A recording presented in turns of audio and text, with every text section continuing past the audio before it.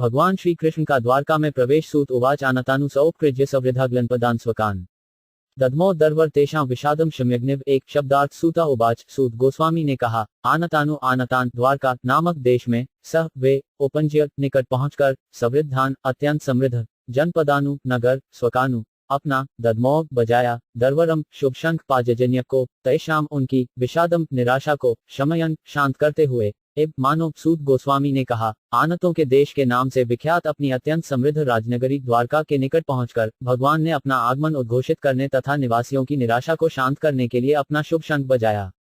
तात्पर्य, कुरुक्षेत्र युद्ध के कारण भगवान अपनी समृद्ध राजनगरी द्वारका से दीर्घ काल तक बाहर रहे, जिससे नगर नवासी उनके वियोग के कारण विषाद से अभिभूत थे।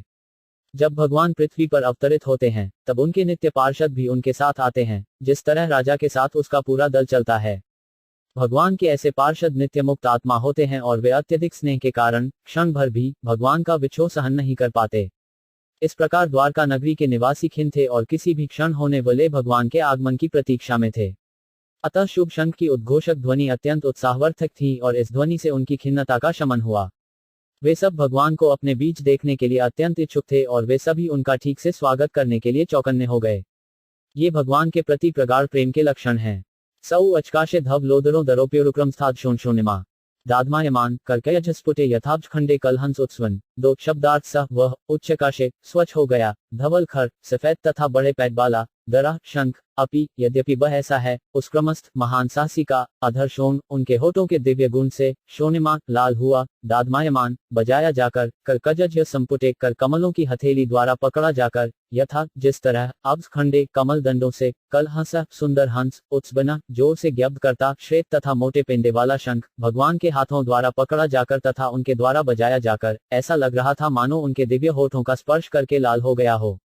ऐसा प्रतीत हो रहा था मानो कोई श्वेत हंस लाल रंग के कमलदल ठंडों के बीच खेल रहा हो। तात्पर्य, भगवान के होठों के स्पर्श से श्वेत शंख की लालिमा आध्यात्मिक महत्ता की सूचक है। भगवान पूरे के पूरे आत्मा हैं और भौतिक पदार्थ इस आध्यात्मिक अस्तित्व का अज्ञान है। वस्तुतः आध्यात्मिक प्रकाश में पदार्थ नाम की कोई वस्तु नहीं है और परमेश्वर श्री कृष्ण के स्पर्श मात्र से यह आध्यात्मिक अनुभूति तक काल हो जाती है। भगवान जगत के कण कण में व्याप्त हैं और वे किसी में भी अपनी उपस्थिति प्रकट कर सकते हैं। भगवान के प्रगाढ़ प्रेम तथा भक्तिमय सेवा से या दूसरे शब्दों में भगवाक आध्यात्मिक स्पर्श से प्रत्येक वस्तु उस तरह लाल हो जाती है, जिस प्रकार भगवान के होठों में लगा शंख। परमहंस अर्थात अत्यंत बुद्धिमान पुरुष आध्यात्मिक आनंद रूपी जल में कलहंस के समान है, जो भगवान का चरण कमलों से नित्य अलंकृत होता रहता है। तमोप्रश्रुत्य निंदम जगद्भय भयावहम प्रत्युदयु प्रजा सर्वा भर्तृदर्शलालसा। तीन शब्दार्थ तम उस, उपश्रुत्य सुनकर, निंदम शब्द को, जगतु भय भौतिक संसार का भय, भय आवहम भयभीत बनाने वाला तत्व, प्रतीक की ओर, उद्ययु तेजी से आगे बढ़े, प्रजा नागरिक सर्वाह सभी, भर्तु रक्षक, दर्शन दर्शन की, लालसा इच्छा वाले, भौतिक जगत में साक्षात भय को भी भयभीत बनाने वाले। उस शब्द को सुनकर द्वारका के नागरिक उनकी ओर तेजी से दौड़ने लगे, जिससे वे भक्तों के रक्षक भगवान का चिर अभिलषित दर्शन कर सकें। तात्पर्य, जैसा कि पहले कहा जा चुका है, भगवान कृष्ण के समय द्वारका में जो नागरिक रह रहे थे, वे सभी मुक्त जीव थे, जो भगवान के साथ उनके पार्षदों के रूप में अवतरित हुए थे।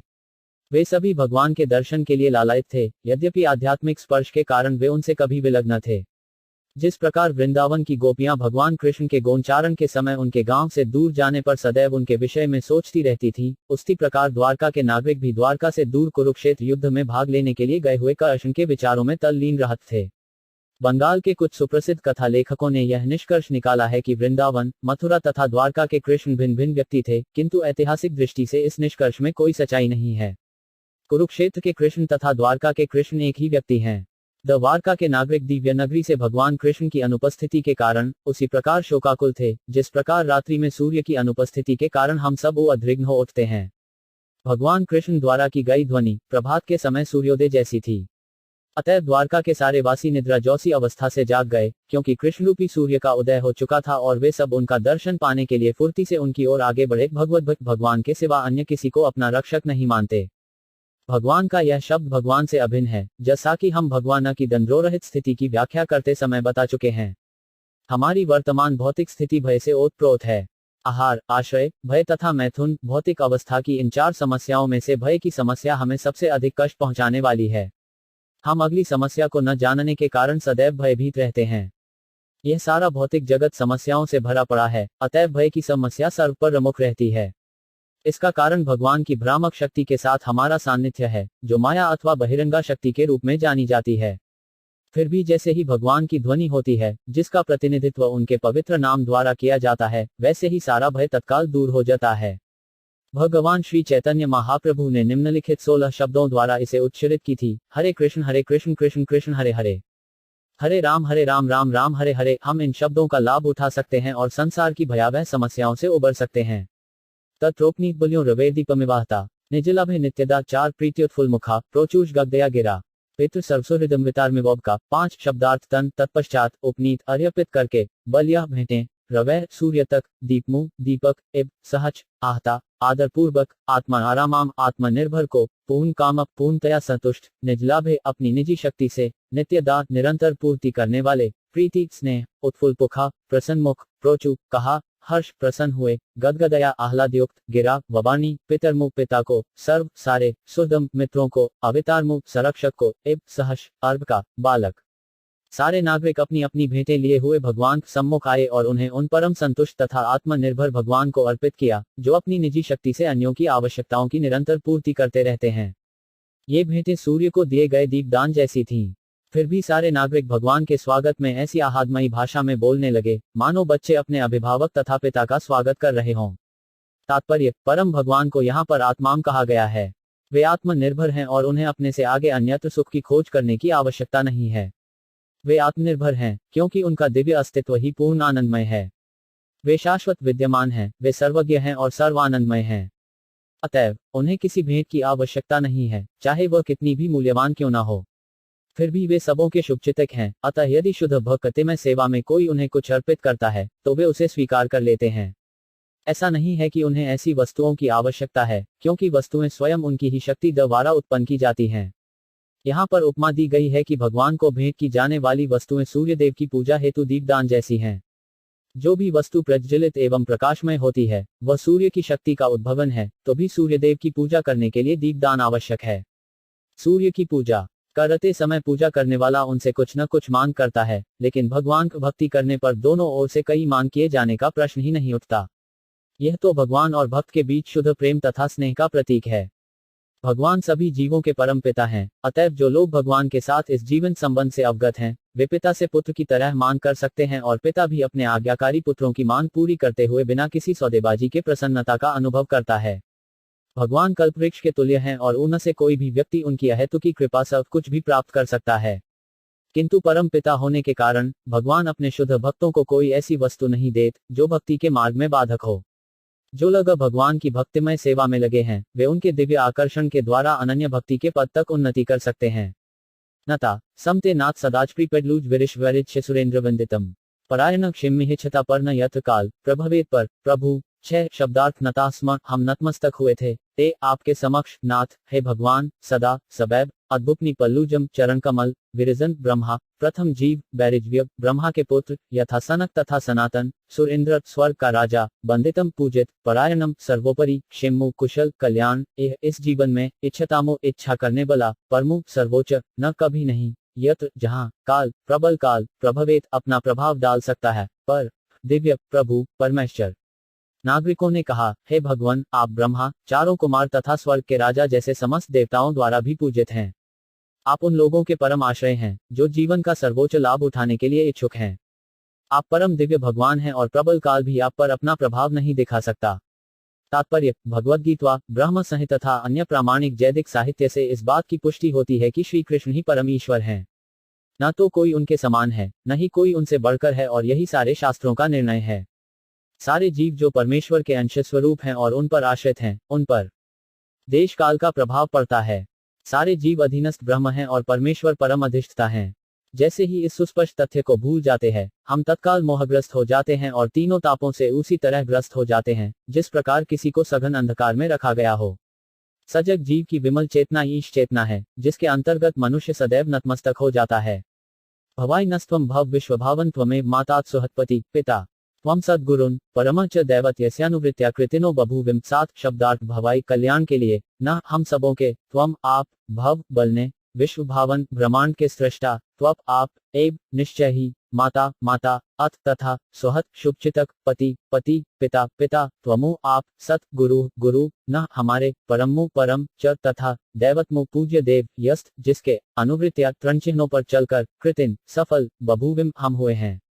हे ब्रह्मांड के सृष्टा, आप हमारे माता, शुभचितक, प्रभु, पिता, आध्यात्मिक गुरु तथा आराध्य देव हैं।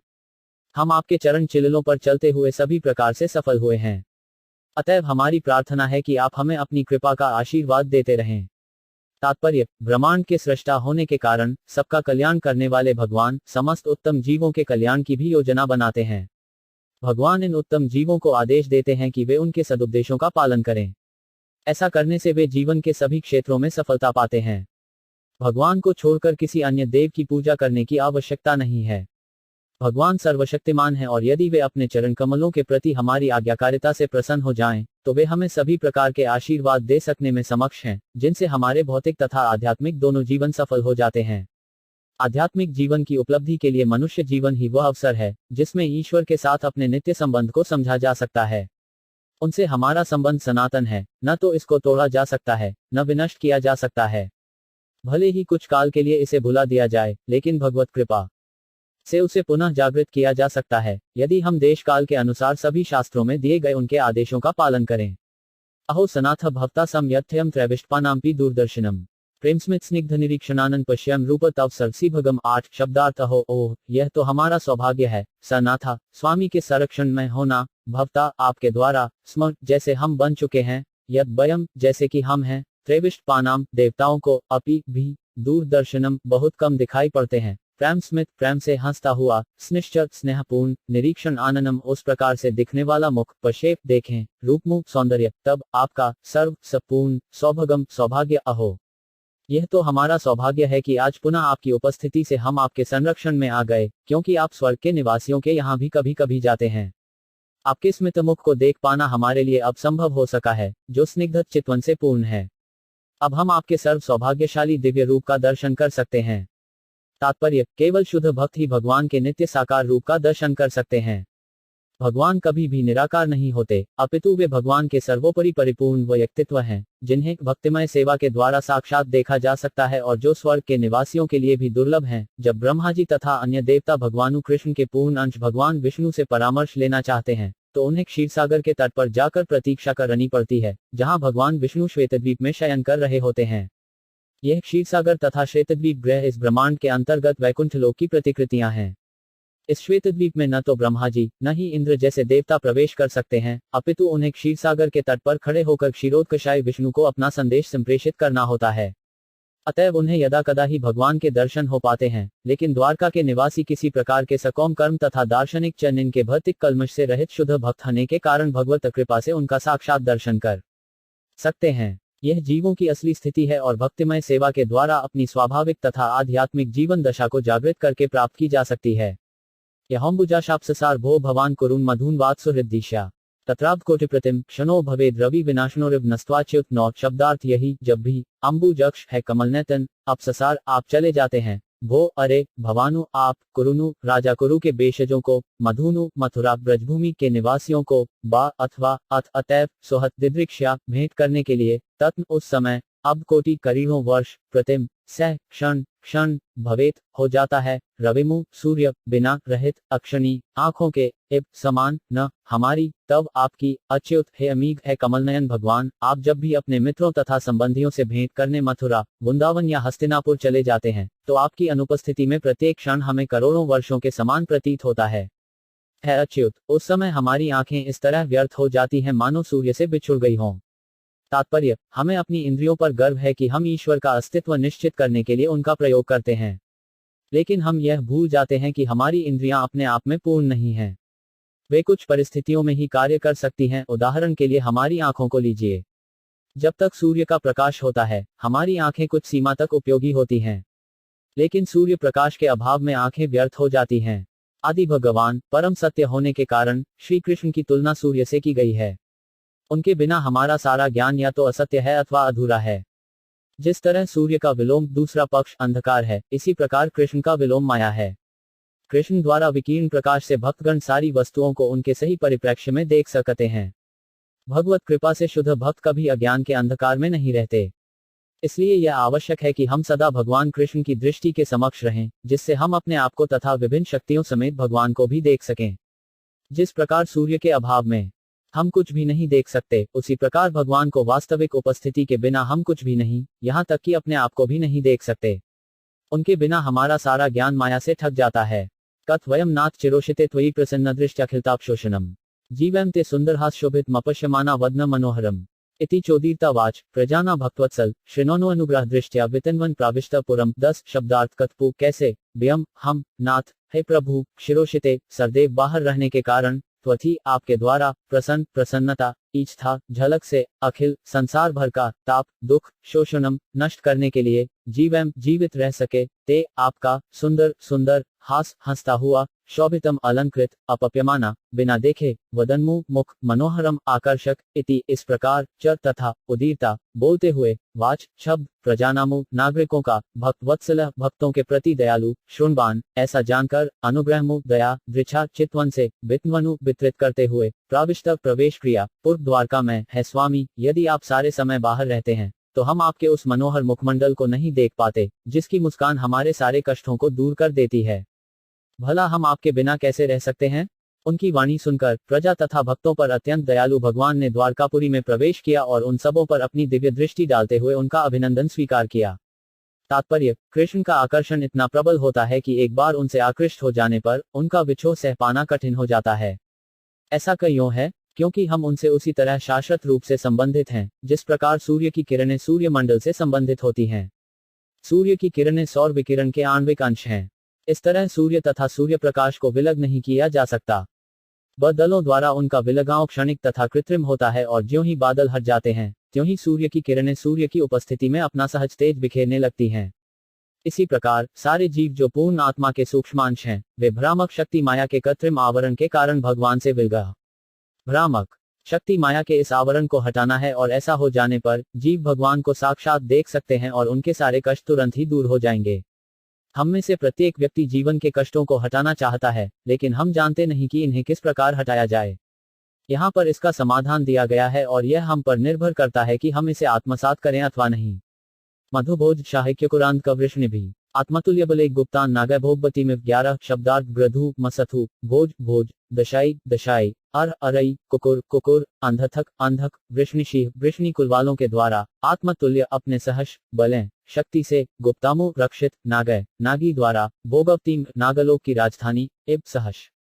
जिस प्रकार नागलोक की राजधानी भोगवती नागों के द्वारा रक्षित है, उसी तरह द्वारका की रक्षा कृष्ण के समान बलवान वृष्णि के वंशजों भोज मथु दशाय अरई कुकुर अंधथक इत्यादि द्वारा की जाती थी। तात्पर्य, नागलोक पृथ्वीलोक के नीचे स्थित है और ऐसा समझा जाता है कि यहाँ सूर्य की किरणें नहीं पहुंच पाती।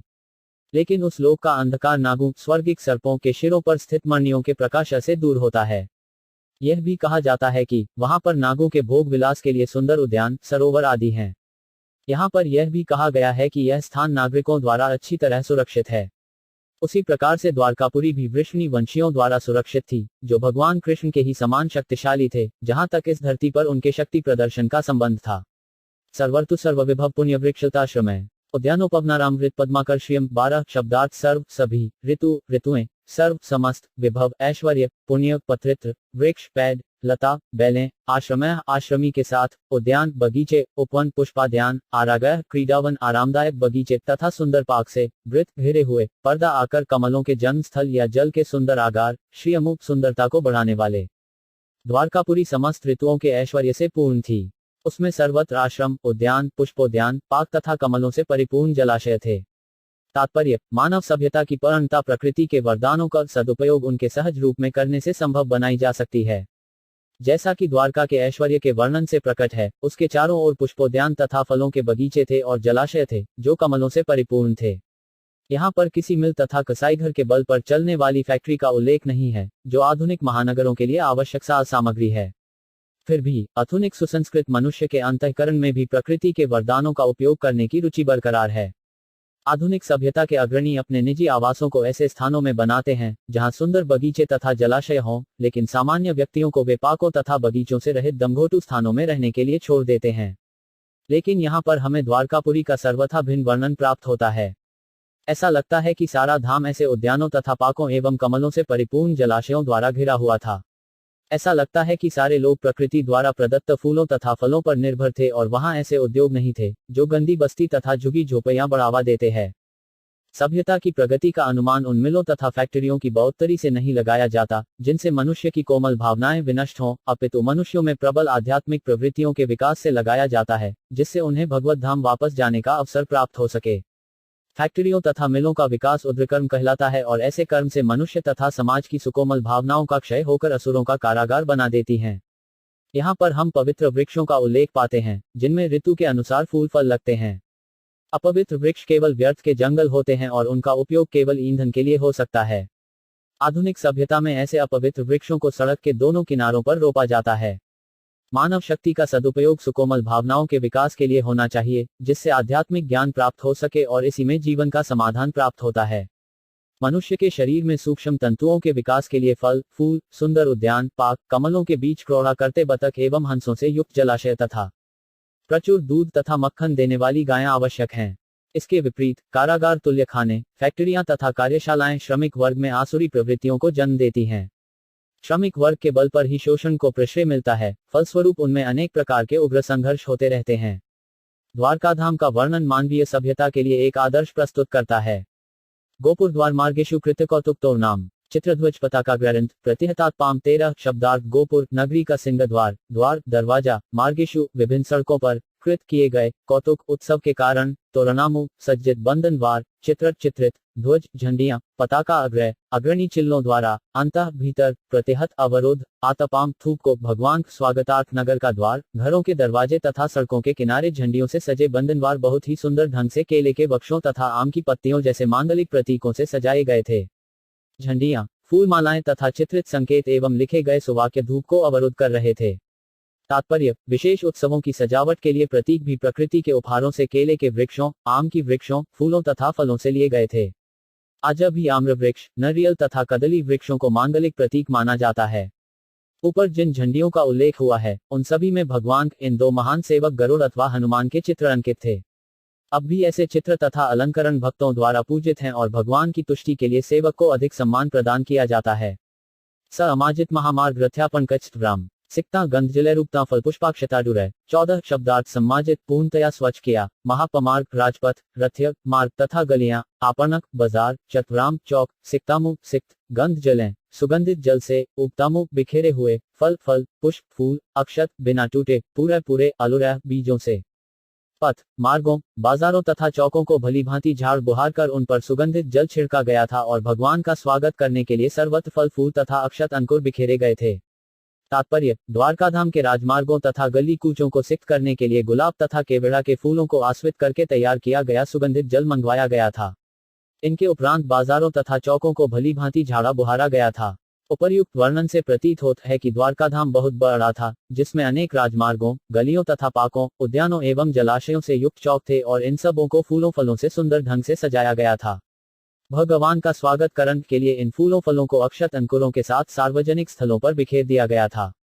अक्षत बीज व अंकुर शुभ माने जाते थे और उत्सवों के दिनों में हिंदू लोग आज भी इनका प्रयोग करते हैं। द्वारी द्वारी गृहाणा चद अध्यक्षत फ्लैग शुभी अलंकृता पूर्ण कुंभिबलिभिधुपंदीप के 15 शब्दार्थ द्वारी द्वारी प्रत्येक घर के द्वार पर, गृहाणाम सभी घरों के, चर तथा दधी दही अक्षत संपूर्ण फल एक शुभे गन्ने से अलंकृतामु सजाया गया, पूर्ण कुंभ जल से पूर्ण घटों से, बलिभी पूजन सामग्री सहित, धूप सुगंध बत्ती दीपक दीपों तथा बत्तियों से प्रत्येक घर के द्वार पर दही अक्षत फल गन्ना तथा पूरे भरे हुए जलपात्रों के साथ ही पूजन की सामग्री धूप तथा बत्तियां सजा दी गई थीं।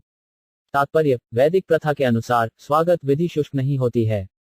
जैसा कि ऊपर उल्लेख है, स्वागत के लिए केवल राजमार्ग तथा गली कूचे ही नहीं सजाए गए थे, अपितु अपने अपने सामर्थ्य के अनुसार आवश्यक वस्तुओं जैसे धूप दीप फूल मिठाई तथा स्वादिष्ट खाद्यों द्वारा भगवान की पूजा भी की गई थी। ये सभी वस्तुएं भगवान को अर्पित की गईं और वहां पर एकत्र नागरिकों में प्रसाद वितरित किया गया। अतएव यह आज के शुष्क स्वागत जैसा न था। प्रत्येक घर भगवान का ऐसा स्वागत करने के लिए प्रस्तुत था, अतएव राजमार्गों तथा गली कूचों के घर घर में ऐसा प्रसाद नागरिकों को बांटा गया और यह समारोह सफल रहा। प्रसाद वितरण के बिना कोई भी उत्सव पूरा नहीं होता और यही वैदिक संस्कृति की शैली है। निशम्य प्रेष्ठमायात वसुदेवो महामना अक्रूशोग्रसेनश्च रामश्राद्धुत्विक्रम 16 प्रद्युम्नश्चारुदेशनश्च सांबो जाम्बवती सुत प्रहर्षवेगोच्छित शयनासन भोजना 17 शब्दार्थ निशम्य सुनकर प्रेष्ठस प्रियतम को आयातम घर आते हुए वसुदेवा वसुदेव कृष्ण के पिता महामना महामना उद्धारचिता अक्रूर अक्रूर च तथा उद्यसेन उग्रसेन च तथा राम बलराम कृष्ण के बड़े भाई च तथा अद्भुत अलौकिक विक्रम शौर्य पराक्रम प्रद्युम्न प्रदुम्न चारुदेशन चारुदेशन च तथा सांब सांब जाम्बवती सुत जाम्बवती का पुत्र प्रहर्षण अत्यंत प्रसन्नता वेग त्वरा उच्छित से प्रशावित एयन लेटना आसन बैठना भीजना भोजन करना। यह सुनकर कि परम प्रिय कृष्ण द्वारकाधाम पहुंच रहे हैं, महामना वसुदेव अकुर उग्रसेन बलराम अलौकिक शक्ति संपन्न प्रद्युम्न चारुदेशन तथा जाम्बवती पुत्र साम सभी इतने प्रसन्न हुए कि उन्होंने लेटना बैठना तथा भोजन करना छोड़ दिया।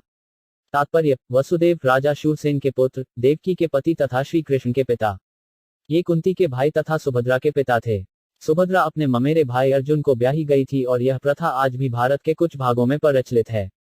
वसुदेव को राजा उग्रसेन के मंत्री के रूप में नियुक्त किया गया था और बाद में उन्होंने उग्रसेन के भाई देवक को 8 कन्याओं के साथ विवाह किया। देवकी उनमें से एक थी। कंस उनका साला था और वसुदेव ने स्वेच्छा से कंस का बंदी बनना इस शर्त पर स्वीकार किया कि वे देवकी का 8वां पुत्र उसे दे देंगे। लेकिन कृष्ण की इच्छा से यह विफल रहा। पांडवों के मातुल के रूप में उन्होंने पांडवों के समस्त संस्कारों में सक्रिय भाग लिया। उन्होंने शतशृंग पर्वत पर कश्यप पुरोहित को बुलवाया और सारे कृत्य संपन्न करवाए। कृष्ण जब कंस के बंदीगृह के भीतर प्रकट हुए तो वसुदेव ने उन्हें कृष्ण के पलक पिता ननंद महाराज के घर गोकुल पहुंचाया। वसुदेव का तिरोधान होने के पूर्व कृष्ण बलदेव सहित अंतर्धान हो गए और वसुदेव के तिरोधान के बाद अर्जुन वसुदेव के भांजे ने उनका दाह संस्कार किया। अक्र वृष्णिकुल के सेनापति तथा भगवान कृष्ण के महान भक्त, उन्होंने एकमात्र स्तुति को एकाकी विधि द्वारा भगवत भक्ति में सफलता प्राप्त की। वे अहूब की पुत्री सूतनी के पति थे। जब अर्जुन कृष्ण को इच्छानुसार सुभद्रा का हरण करके ले गए तो उन्होंने अर्जुन की सहायता की थी। सुभद्रा का सफलतापूर्वक हरण होने के बाद कृष्ण तथा अक्रूर दोनों ही उसे मिलने गए और इस घटना के बाद अर्जुन को दहेज दिया। सुभद्रा के पुत्र अभिमन्यु का जब महाराज परीक्षित की माता उत्तरा के साथ विवाह हो रहा था तब भी अक्रूर उपस्थित थे। अक्रूर के श्वशुर अहूब की उनसे नहीं बनती थी, किंतु दोनों ही भगवान के भक्त थे। उग्रसेन वृष्णिकुल के सर्वाधिक पराक्रमी राजाओं में से एक और महाराज कुंतीभोज के चचेरे भाई। इनका दूसरा नाम अहूब था। वसुदेव इनके मंत्री थे और शक्तिशाली कंस इनका पुत्र था। इसी कंस ने अपने पिता को बंदी बनाया और स्वयं मथुरा का राजा बन गया। भगवान कृष्ण तथा उनके भाई भगवान बलराम की कृपा से कंस मारा गया और उग्रसेन पुनः राज्य सिंहासन पर बैठाए गए। जब शाल्व ने द्वारकापुरी पर आक्रमण कर दिया तो उग्रसेन वीरता से लड़े और उन्होंने शत्रु को पीछे हटा दिया। उग्रसेन ने नारद जी से भगवान श्री कृष्ण की अलौकिकता के विषय में जिज्ञासा की थी। जब यदुवंश का विनाश होना था तो उग्रसेन को साम के गर्भ से उत्पन्न लोह पिंड सौंपा गया था। इन्होंने लोह पिंड को खंड खंड करके इसको घिस घिस कर द्वारका के समुद्र तट पर समुद्र जल में मिला दिया था। तत्पश्चात उन्होंने द्वारकापुरी के भीतर तथा राज्य में मद्यपान की पूर्ण मनाही कर दी थी। मृत्यु के पश्चात उन्हें मोक्ष प्राप्त हुआ था। बलदेव ये वसुदेव की पत्नी रोहिणी के गर्भ से प्रकट हुए अलौकिक पुत्र थे। इन्हें रोहिणी नंदन अर्थात रोहिणी के प्रिय पुत्र भी कहा जाता है। जब वसुदेव ने कंस से पारस्परिक समझौता करके कारावास स्वीकार कर लिया था तब बलराम को रोहिणी समेत नंद महाराज को सौंप दिया गया था। अतएव ननंद महाराज बलदेव तथा भगवान कृष्ण दोनों के पालक पिता थे। सौतेले भाई होते हुए भी कृष्ण तथा बलराम बचपन से ही निरंतर एक साथ ही रहते थे। वे भगवान कृष्ण के सवांश हैं, अतएव वे कृष्ण के ही समान उत्तम तथा शक्तिमान हैं। वे विष्णु तत्व ईश्वर तत्व को श्रेणी में हैं। वे कृष्ण के साथ द्रौपदी के स्वयंवर में गए थे। जब श्री कृष्ण की सुनियोजित योजना से अर्जुन द्वारा सुभद्रा का हरण किया गया था तब बलदेव अर्जुन पर अत्यधिक क्रुद्ध हुए थे और तत्काल उनका वध कर देना चाहते थे। लेकिन श्री कृष्ण अपने प्रिय मित्र के लिए बलदेव के चरणों पर गिर पड़े और उन्हें इतना क्रुद्ध न होने की विनती की। तब कहीं बलदेव तुष्ट हुए थे। इसी प्रकार वे एक बार कौरवों से भी क्रुद्ध हुए थे और वे उनकी सारी नगरी को यमुना नदी में फेंक देना चाहते थे। लेकिन कौरवों ने उनके चरण कमलों में शरण लेकर उन्हें प्रसन्न किया था। वास्तव में वे कृष्ण के जन्म के पूर्व देवकी के 7वें पुत्र थे, लेकिन कंस के क्रोध से बचने के लिए वे रोहिणी के गर्भ में स्थानांतरित कर दिए गए थे। अतएव उनका अन्य नाम संकर्षण है, जो श्री बलदेव के स्वांश भी हैं। चूंकि वे कृष्ण के ही समान शक्तिशाली हैं और भक्तों को आध्यात्मिक शक्ति प्रदान करने वाले हैं, अतएव वे बलदेव कहलाते हैं। वेदों में भी आदेश है कि बिना बलदेव की कृपा प्राप्त किए कोई भी परमेश्वर को नहीं जान सकता। बल का अर्थ भौतिक शक्ति नहीं, अपितु आध्यात्मिक शक्ति है। कतिपय अल्पज्ञ लोग बल को शारीरिक बल मानते हैं, लेकिन शारीरिक बल से किसी को आत्म साक्षात्कार नहीं हो सकता। शारीरिक शक्ति का अंत भौतिक शरीर के ही साथ हो जाता है, लेकिन आध्यात्मिक बल जन्म जन्मांतर तक आत्मा के साथ साथ जाता है। अतएव बल द्वारा प्रदत्त किया गया बल कभी व्यर्थ नहीं जाता। यह बल शाश्वत होता है और इस प्रकार बलदेव समस्त भक्तों के आदि गुरु हैं। श्री बलदेव सांदीपनी मुनि के शिष्य के रूप में श्री कृष्ण के सहपाठी भी थे। उन्होंने बचपन में कृष्ण के साथ मिलकर अनेक असुर का संहार किया था और विशेष रूप से उन्होंने तालवन में धेनुकासुर का वध किया था। कुरुक्षेत्र के युद्ध में वे तटस्थ बने रहे और भरसक प्रयत्न करते रहे कि युद्ध न हो। वे दुर्योधन के पक्षपाती थे, तो भी वे तटस्थ बने रहे। जब दुर्योधन तथा भीमसेन के बीच गदायुद्ध हुआ, तो भी वे वहां उपस्थित थे। जब भीमसेन ने दुर्योधन की जांघ पर या कमर के नीचे प्रहार किया, तो वे उससे क्रोधित हुए थे और इस अनुचित कार्य का बदला लेना चाहते थे। लेकिन श्री कृष्ण ने भीम को उनके क्रोध से बचाया। लेकिन भीमसेन से अरुचि उत्पन्न होने से उन्होंने तुरंत उस स्थान को छोड़ दिया और उनके जाते ही दुर्योधन मृत्यु को प्राप्त होने के लिए भूमि पर गिर पड़ा। उन्होंने अर्जुन के पुत्र अभिमन्यु का अंतिम संस्कार किया, क्योंकि वे उसके मामा थे। उस समय सारे पांडव इतने शोक संतप्त थे कि यह संस्कार करना उनके वश की बात न थी। अंतिम अवस्था में उन्होंने अपने मुख से एक महान श्वेत सर्प को उत्पन्न करके इस जगत से प्रयाण किया और इस प्रकार वे शेषनाग द्वारा सर्प के रूप में ले जाए गए। प्रदुष्ट ये कामदेव के अथवा अन्यों के अनुसार सनत कुमार के अवतार थे और परमेश्वर श्री कृष्ण तथा द्वारका की महारानी लक्ष्मी देवी श्रीमती रुक्मिणी के पुत्र के रूप में प्रकट हुए थे। वे उनमें से एक थे जो अर्जुन को सुभद्रा से ब्याह के बाद बधाई देने गए थे। वे उन प्रधान सेनापतियों में से एक थे जिन्होंने शाल से युद्ध किया था और युद्धभूमि में उससे लड़ते लड़ते वे मूर्छित हो गए थे। उनका सारथी उन्हें युद्धभूमि से शिविर में ले आया था, किंतु उन्होंने इस कार्य के लिए उसे कोसा था तथा स्वयं अत्यंत खिन्न हुए थे। किंतु उन्होंने पुनः शाल से युद्ध किया था और विजयी हुए थे।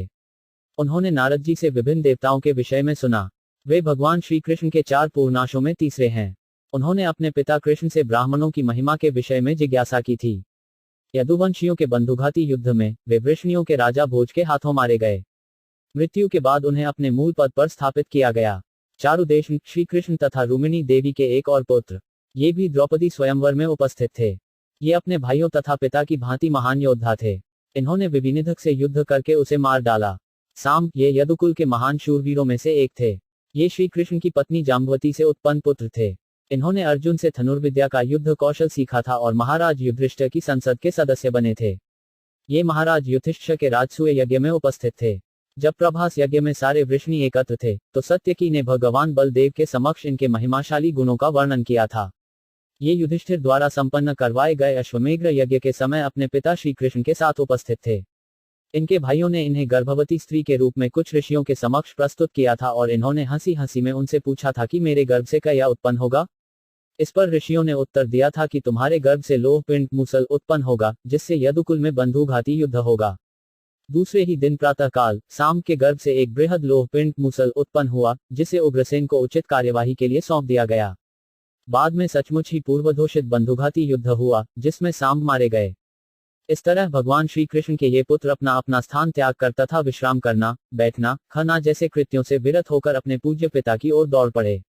वारणेन्द्र पुरस्कृत्य ब्राह्मण ससुमनले शब्दतूर्य निनादेन ब्रह्मघोषेण चाहता प्रत्युग्मु रथेक्टा प्रणनागत साध्वसा 18 शब्दार्थ वारण इंद्रम मांगलिक कार्य वाले हाथी को पुरस्कृत्य सामने करके ब्राह्मणी द्वारा ससुमन समस्त शुभ लक्षणों सहित शठ शंख तूर्त तुरही निनादेन ध्वनि से ब्रह्मधीषेण वेदों के स्तोत्रों के उच्चारण से चर तथा आयता महिमा मंडित प्रतीक की ओर उच्चपू तेजी में बढ़े। रथ पर हृष्टा आनब में प्रणयागत स्नेह से सिक्त साध्वसा सादर वे फूल थामे हुए ब्राह्मणों समेत रथों पर भगवान की ओर तेजी से बढ़े। उनके आगे आगे सौभाग्य के प्रतीक हाथी थे। शंख तथा तुरही बज रहे थे और वैदिक स्तोत्र उच्चरित हो रहे थे। इस प्रकार उन्होंने स्नेहसिक्त अभिवादन किया। तात्पर्य, किसी महापुरुष के स्वागत की वैदिक विधि से सम्मान का वातावरण उत्पन्न होता है, जो आगंतुक के लिए स्नेह तथा सत्कार से पूर्ण होता है। ऐसे स्वागत का शुभ वातावरण उपर्युक्त साज सामग्री पर निर्भर करता है, जिसमें शंख, पुष्प, धूप, सजे हुए हाथी तथा वैदिक साहित्य से स्तोत्रों का पाठ करते हुए योग्य ब्राह्मण सम्मिलित हैं। स्वागत का ऐसा कार्यक्रम स्वागतकर्ता तथा स्वागत किए जाने वाले दोनों की निष्ठा से पूरित होता है। वारमुख्याश्र शक्षों यानस्तदर्शनोत्सुका रसकुंडल निर्भात कपोल वदनश्री यह 19 शब्दार्थ वारमुख्या विख्यात वेश्याएं चर तथा शतशः सैकड़ों यानय सवारियों द्वारा तत्दर्शन उनसे भगवान श्री कृष्ण से भेंट करने के लिए उत्सुका अत्यंत उत्सुक लस्तु लटकते हुए कुंडल कान के आभूषण निर्भात चमकते हुए कपोल ललाट वदन मुख की यह सौंदर्य उसी समय सैकड़ों विख्यात वेश्याएं विविध सवारियों पर आरूढ़ होकर आगे बढ़ चलीं। वे सभी भगवान से मिलने के लिए अत्यंत उत्सुक थीं और उनके सुंदर मुखमंडल चमचमाते कुंडलों से सुशोभित थे, जिनके कारण उनके ललाट की शोभा बढ़ रही थी। तात्पर्य, यदि वेश्याएं भगवत भक्त हों तो हम उनसे भी घृणा नहीं कर सकते। आज भी भारत के बड़े बड़े नगरों में ऐसी अनेक वेश्याएं हैं जो भगवान की निष्ठावान भक्त हैं। समय के फेर से किसी को ऐसा पेशा ग्रहण करना पड़ जाता है जो समाज में सम्मानित न हो, लेकिन इसके कारण पर इस 57 था 2 या 5 हल बेरोकटो 40 का भगवत भक्ति करने में कोई व्यवधान नहीं आता। भगवान की भक्ति समस्त परिस्थितियों में बेरोकटोक रहती है। इस वर्णन से ज्ञात होता है कि आज से 5000 वर्ष पूर्व द्वारका जैसे नगर में भी, जहां श्री कृष्ण निवास कर रहे थे, वेश्याएं रहती थीं। इसका अर्थ यह है कि समाज के समुचित निर्वाह के लिए वेश्याएं भी आवश्यक अंग हैं। सरकार शराब की दुकानें खोलने देती है तो इसका अर्थ यह नहीं है कि सरकार मदिरापान को प्रोत्साहित करती है। भाव यह है कि लोगों का एक ऐसा वर्ग है जो किसी भी कीमत पर मदिरापान करेगा, और ऐसा अनुभव है कि मद्य निषेध से बड़े बड़े शहरों में शराब की तस्करी को बढ़ावा मिला है। इसी प्रकार जो व्यक्ति घरों में संतुष्ट नहीं हो पाते हैं, उन्हें ऐसी छूट की अपेक्षा रहती है, और यदि वेश्याएं न हो तो ऐसे न मन लोग दूसरों को वेश्यावृत्ति के लिए प्रेरित करेंगे। अच्छा हो कि वेश्याएं बाजारों में उपलब्ध हों, जिससे समाज की पवित्रता कायम रहे। समाज के अंदर वेश्यावृत्ति को प्रोत्साहन देने की अपेक्षा वेश्या वर्ग को बनाए रखना अच्छा होगा। वास्तविक सुधार तो सभी लोगों को भगवत भक्त बनने के लिए प्रबुद्ध करना है, जिससे जीवन के समस्त पतनोन्मुख कारकों पर रोक लगेगी। विष्णु स्वामी वैष्णव संप्रदाय के महान आचार्य श्री बिल्वमंगल ठाकुर अपने गृहस्थ जीवन में एक वेश्या के प्रति अत्यधिक आसक्त थे, जो भगवान की भक्त थी। एक रात जब घनघोर वर्षा हो रही थी तथा बिजली कड़क रही थी, तो उसी में बिल्वमंगल ठाकुर चिंतामणि के घर पहुंचे। वह आश्चर्यचकित थी कि ऐसी भयानक रात्रि में बाढ़ से उफनती नदी को पार करके ठाकुर कैसे आ गए। उसने बिल्वमंगल ठाकुर से कहा कि उस नगण्य स्त्री के हाड़ मांस के प्रति उनका जो आकर्षण है, यदि उसे भगवत भक्ति में भगवान की दिव्य सुंदरता के प्रति लगाया जाता तो अच्छा होता। यह ठाकुर के लिए परीक्षा की घड़ी थी और वे वेश्या के वचनों से आत्म साक्षात्कार की ओर मुड़े। बाद में उन्होंने उस वेश्या को अपना गुरु माना और उन्होंने अपने काव्य में कई स्थलों पर चिंतामणि के नाम का गुणगान किया है, जिसने उन्हें सही मार्ग दिखलाया। भगवद गीता 9.32 में भगवान कहते हैं, हे पृथापुत्र, निम्न कुल में उत्पन्न चंडाल, नास्तिकों के वंश में उत्पन्न मनुष्य तथा वेश्याएं तक भी जीवन को पूर्णता प्राप्त करेगी, यदि वे भगवान की अनन्य भक्ति का आश्रय ग्रहण कर लें। कईयों की भक्तिमय सेवा के मार्ग में नीच कुल में जन्म तथा वृत्ति अवरोधक नहीं है। यह मार्ग उन सबों के लिए खुला है जो उसका अनुगमन करना चाहते हैं। ऐसा प्रतीत होता है कि द्वारका की वेश्याएं जो भगवान से मिलने के लिए इतनी उत्सुक थीं, उनकी अनन्य भक्त थीं, और इस तरह भगवद्गीता के उपरोक्त वचन के अनुसार वे सभी मोक्ष के पथ पर थीं। अतएव समाज में जिस एकमात्र सुधार को आवश्यकता है, वह है सारे नागरिकों को भगवत भक्त बनाना। इस तरह उनमें स्वर्ग के निवासियों के समस्त सद्गुण स्वतः आ जाएंगे। दूसरी ओर जो अभक्त हैं, उनमें एक भी सद्गुण नहीं होता है, भले ही भौतिक दृष्टि से वे कितने ही उन्नत क्यों न हो। अंतर इतना ही है कि भगवत भक्त मोक्ष के पथ पर होते हैं, लेकिन अभक्त भवबंधन में अधिकाधिक उलझने के मार्ग पर होते हैं। सभ्यता की प्रगति की कसौटी यह है कि लोग मोक्ष के मार्ग के लिए शिक्षित हैं या नहीं, और उस पर अग्रसर हैं या नहीं। नटनक गंधर्वा सूतमाग्धवंदिनया गायंती चोत्तम श्लोक चरितान्यद्भुतानि च 20 शब्दार्थ। नट नाटककार, नर्तक, नाचने वाले। गंधर्वा स्वर्ग के गवैये। सूत पेशेवर पौराणिक। मागध पेशेवर वैशावली विशारद। भाट वंदिना पेशेवर विद्वान वक्ता। गायंती कीर्तन करते हैं। च क्रमशः उत्तमैलोक परमेश्वर के। चरितानि कार्यकलापों को। अद्भुतानि अलौकिक। च तथा कुशल नाटककार, कलाकार, नर्तक, गायक, पौराणिक, वंशावली विशारद, भाट तथा विद्वान वक्ता वाचक सबों ने भगवान के अलौकिक कार्यकलापों से प्रेरित होकर अपना अपना योगदान दिया। इस प्रकार वे आगे बढ़ते गए। तात्पर्य, ऐसा प्रतीत होता है कि 5000 वर्ष पूर्व भी समाज को नाटककारों, कलाकारों, नर्तकों, गायकों, पौराणिकों, वंशावली विशारदों, सार्वजनिक वक्ताओं की भी आवश्यकता पड़ती थी। नर्तक, गायक तथा नाटक कलाकार अधिकांशतया शूद्र जाति के होते थे, जबकि विद्वान पौराणिक, वंशावली विशारद, भाट तथा सार्वजनिक वक्ता ब्राह्मण जाति के होते थे। ये सभी किसी जाति विशेष से संबंधित होते थे और अपने अपने कुलों में इतने दक्ष हो जाते थे। ऐसे नट, नर्तक, गायक, पौराणिक, भाट तथा सार्वजनिक वक्ता विभिन्न गुण तथा कल्पों में भगवान के अलौकिक कार्यकलापों का वर्णन करते थे, किसी सामान्य घटना का नहीं। नहीं, ये घटनाएं किसी तिथि क्रमानुसार होती थीं। सारे पुराण ऐतिहासिक तथ्यों से पूर्ण हैं, जिनमें विभिन्न कालों तथा विभिन्न लोकों में भगवान से संबंधित विषयों का वर्णन है। अतः इसका कोई काल क्रम नहीं मिलता है। अतएव जब आधुनिक इतिहासकार कोई श्रृंखला सूत्र नहीं पकड़ पाते, तो वे अप्रामाणिक ढंग से यह आलोचना करते हैं कि सारे पुराण कपोल कल्पित हैं, यहाँ तक कि 100 वर्ष पूर्व भी भारत में सारे नाटकों का कार्य परमेश्वर के अलौकिक कार्यकलापों पर ही केंद्रित होते थे। नाटकों के खेले जाने पर निश्चित रूप से जनसामान्य का मनोरंजन होता था और यात्रा टोलियां, नाटक मंडलियां भगवान का अलौकिक कार्यों का अभिनय करती थीं। इस प्रकार प्रत्येक निरक्षर किसान शैक्षिक योग्यता न होने पर भी वैदिक साहित्य के ज्ञान में सहभागी होता था। अतएव सामान्य व्यक्ति के आध्यात्मिक प्रकाश के लिए नाटककारों, गायकों, वक्ताओं इत्यादि की आवश्यकता होती है।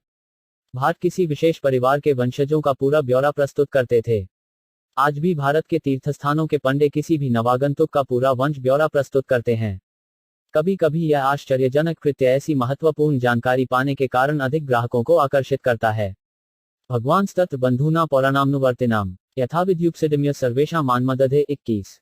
शब्दार्थ भगवानु भगवान श्री कृष्ण, तत्र उस स्थान पर, बचधु नाम मित्रों के, पौराणामु नागरिकों के, अनुवर्तिनामु स्वागतार्थ आए लोगों का, यथा विधि यथायोग्य उपसर्गभज्ञ पास जाकर, सर्वेशाम हर एक के लिए, मानम सम्मान तथा आदर आदर्शय प्रदान क्रिया भगवान श्री कृष्ण उनके निकट गए और उन्होंने अपने समस्त मित्रों, संबंधियों, नागरिकों तथा उन समस्त लोगों को, जो उन्हें लेने तथा स्वागत करने के लिए आए थे, यथायोग्य सम्मान तथा आदर प्रदान किया।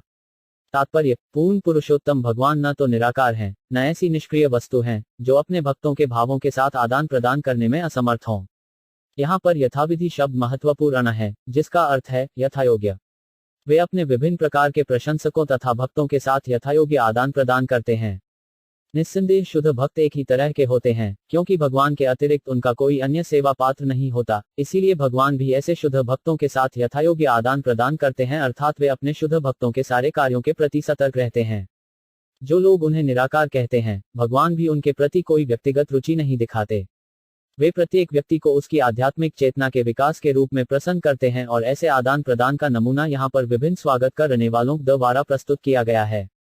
ब्रह्मभिवादनाश्लेषिक स्पर्शस्मिते क्षणे आश्चास्य चाशपाकेभ्यो वरैषाभिमतर विभु 22 शब्दार्थ प्रह्य अपना सिर झुकाकर, अभिवादन शब्दों से अभिवादन, आयलेश आलिंगन कर, स्पर्श हाथ मिलाना, स्मृति क्षणय बाकी हंसी से, आश्वास्त प्रीत्साहन द्वारा, चर तथा आश्चपाके भय कुत्ता खाने वाली अध्वम जाति तक, बरय आशीव बांधों से, चर तथा अभिमत जिसकी जैसी इच्छा हो, विभु सर्वशक्तिमान भगवान ने वहां पर समुपस्थित लोगों को, यहाँ तक कि नीच से नीच जाति वाले को, अपना मस्तक झुकाकर, बधाई देकर, आलिंगन करके, हाथ मिलाकर, देखकर तथा हंसकर, आश्वासन देकर तथा वरदान देकर उनका अभिवादन किया। तात्पर्य, भगवान श्री कृष्ण का स्वागत करने के लिए वह सभी प्रकार के लोग थे, पिता वसुदेव, पितामह उग्रसेन तथा गुरु गर्गपुनी से लेकर वेश्याएं तथा कुत्ते तक खाने के आदि चंडाल तक थे। भगवान ने इन सबों से उनके पद तथा प्रतिष्ठा के अनुसार उनका अभिवादन किया। शुद्ध जीवों के रूप में सारे लोग भगवान के भिन्नांश हैं और इस प्रकार अपने सनातन संबंध के कारण कोई उनसे पराया नहीं है। ऐसे शुद्ध जीव भौतिक गुणों के संदूषण के अनुसार भिन्न भिन्न वर्गों में श्रेणीबद्ध किए जाते हैं, लेकिन इन भौतिक श्रेणियों के बावजूद भगवान अपने समस्त भिन्नांशों पर समान रूप से वत्सल रहते हैं। वे इन भौतिकता में डूबे जवों को अपने धाम वापस लौटने के लिए स्मरण दिलाने के लिए ही अवतरित होते हैं, और जो बुद्धिमान लोग हैं, वे भगवान द्वारा सभी जीवों को दिए गए इस अवसर का लाभ उठाते हैं। भगवान किसी को अपने धाम के लिए अयोग्य नहीं ठहराते, यह तो जीव पर निर्भर करता है कि वह इसे स्वीकार करे या नहीं। स्वयं च गुरुभिः विप्रः सदारय स्थविररपि आशीर्भयुज्यमानो, और भी प्रोत्साहित होते थे। भगवान श्री कृष्ण समस्त यशों के पात्र हैं और स्तुति करने वाले ब्राह्मण तथा अन्य लोग भगवान की महिमा का गान करने के कारण स्वयं धन्य हो गए। राजमार्ग गते कृष्णे द्वारकाया कुलस्त्रियः हमयान्यारुरुहुर विप्र तदीक्षण महोत्सवा 24 शब्दार्थ राजमार्ग में आम सड़कों से गते जाते हुए कृष्णे भगवान कृष्ण द्वारा द्वारकाया द्वारका नगरी की कुल स्त्री यह प्रतिष्ठित कुलों की स्त्रियां हमयानी राजमहलों में आरुरुहु चढ़ गईं विप्र हे ब्राह्मणों तत्ईक्षण उनका कृष्ण का दर्शन करने के लिए महाउत्सवाह महान उत्सव मानकर। जब भगवान राजमार्ग से होकर जा रहे थे तो द्वारका के प्रतिष्ठित परिवारों की सभी स्त्रियां भगवान का दर्शन करने के लिए अपने अपने महलों की अटारियों पर चढ़ गईं। इसे वे एक महान उत्सव समझ रही थीं। तात्पर्य, भगवान का दर्शन करना निस्संदेह अपने आप में एक महोत्सव है, जैसा कि द्वारका नगर की स्त्रियों ने माना। इसे आज भी भारत की श्रद्धालु स्त्रियां इसी तरह मानती हैं। विशेषकर झूलना तथा जन्माष्टमी उत्सवों के अवसरों पर भगवान के मंदिर में, जहां उनके शाश्वत दिव्य रूप की पूजा की जाती है, स्त्रियां सर्वाधिक संख्या में जुटती हैं। मंदिर में स्थापित भगवान का दिव्य स्वरूप साक्षात भगवान से भिन्न नहीं होता। भगवान का ऐसा स्वरूप अर्चा विदेह या अर्चा अवतार कहलाता है और इस भौतिक जगत के असंख्य भक्तों की भक्ति को सरल बनाने के लिए भगवान की अंतरंगा शक्ति द्वारा इसे विस्तार दिया जाता है।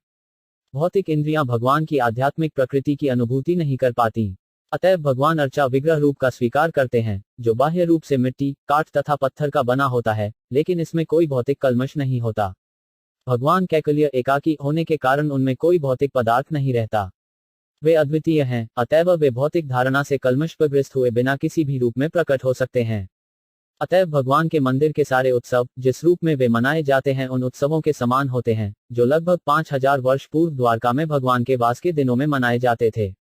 प्रामाणिक आचार्य, जो ईश तत्व के विज्ञान से भली भांति परिचित होते हैं, ऐसे भगवत मंदिरों की स्थापना विधि विधानों के अंतर्गत सामान्य लोगों की सुविधा के लिए करते हैं। लेकिन जो लोग अल्पज्ञ हैं और इस विज्ञान से परिचित नहीं होते, वे इस महान प्रयास को अति पूजा मानने की गलती करते हैं और ऐसी बातों में अपनी टांग अड़ाते हैं जिन तक उनकी पहुंच नहीं होती।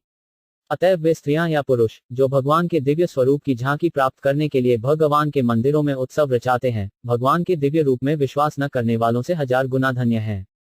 इस श्लोक से प्रतीत होता है कि द्वारका के निवासी बड़े बड़े महलों के मालिक थे। यह नगर की समृद्धि का द्योतक है। स्त्रियां जुलूस को देखने तथा भगवान की झांकी प्राप्त करने के उद्देश्य से अटारियों पर चढ़ गईं।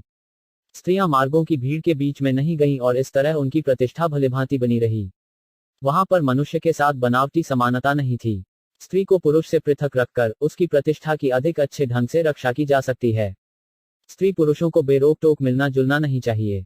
नित्य निरीक्षमाणाना यद्यपि द्वारकोक्साम न वितृप्यंती ही दृश्य श्रीयुधामाड्रमच्युतम 25 शब्दार्थ नित्यमु नियमित रूप से सदैव निरीक्षमाणानामो उनको देखने वालों का यत यद्यपि अपि के होते हुए द्वारका ओक्साम द्वारका के निवासी न कभी नहीं वितृप्थंती तुष्ट होते हैं ही ठीक से दशः हदृश्य श्री यह सौंदर्य धाम अभग शरीर रूपी आगार अच्युतमो अमीक द्वारकारवासी समस्त सौंदर्य के आगार अच्युत भगवान को नित्य निहारने के अभ्यस्त थे, फिर भी वे कभी तृप्त नहीं होते थे।